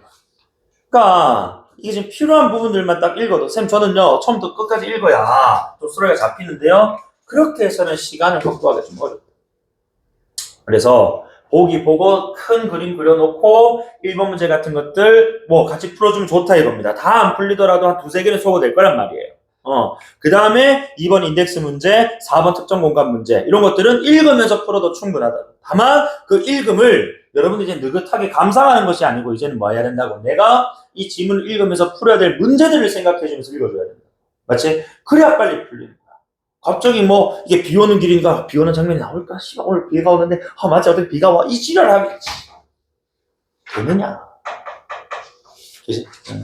그래서 만약에 오늘 자 집에 가서 조금 더 내가 이 지문을 자 뭐 큰 긴 호흡을 한번 읽고 싶다면은 물론 비 오는 내용 장면 나옵니다만은 뭐 제목하고 이제 작품 분위기하고 호응이 돼서 나올 수는 있지. 근데 비 오는 것 자체가 날씨 배경이니까 이 배경하고 연결했을 때 아마도 이렇게 좀 울적하게 살아가는 한 인물의 그치 뭐 내면 신명 뭐 투영 이런 뭐 배경을 묻는 문제 나올 수는 있었습니다만은 일단 1, 2, 3, 4번 문제 그 어디에도 이 비 온다라는 배경과 관련된 선지가 없거든. 그치? 그러니까 이렇게 제목과는 또 별개 장면이라든지 제목과 관련이 있는 장면 나오더라도 안 물어볼 수 있어. 그러니까 소설 제목은 크게 집착 안 하셔도 됩니다. 근데 시 제목은 좀 잘 보셔야 돼요. 시 제목. 왜냐면 이게 그 시 제목이란 결국에는 그 시 전문으로 다 드러나기 때문에 작품의 어떤 이제 이 내용 자체가 응축돼 있단 말이에요. 그래서 고농축 엑기스라고 시 제목은. 그래서 그걸 좀 보면서 가져오면 좋은데 소설 제목은 너무 집착. 알겠지? 그죠? 우리 어떤 이제 전략대로 그렇지? 보기 보고 전략 세워가지고 풀어내는 거. 이런 것들 좀 최적화돼야 돼. 그래서 요 정도 난이도면은 아까 시 같은 경우에는 한 2분 30초에서 3분 정도. 그 다음에 여기 소설은 사람마다 좀 글 읽는 속도는 조금 다를 수 있으니까 길게 잡아도 4분 30초. 한 3분 30초에서 4분 30초 이내는 풀어내야 되는 어떤 지문의 수준이에요. 그럼 둘이 만약에 내가 시간 줘서 시간을 주고 풀라고 했다면은 쌤이 한 7분 정도 줬을 것 같아. 7분 정도. 7분이면 요 8문제는 컴팩트하게 풀어내셔야 되는 수준이 되어야 수능에서 1등급 받을 수 있다. 그지? 자, 어쨌든 요즘 또 이제 이 핵심 픽이 문학에서는 또 현대문학이거든.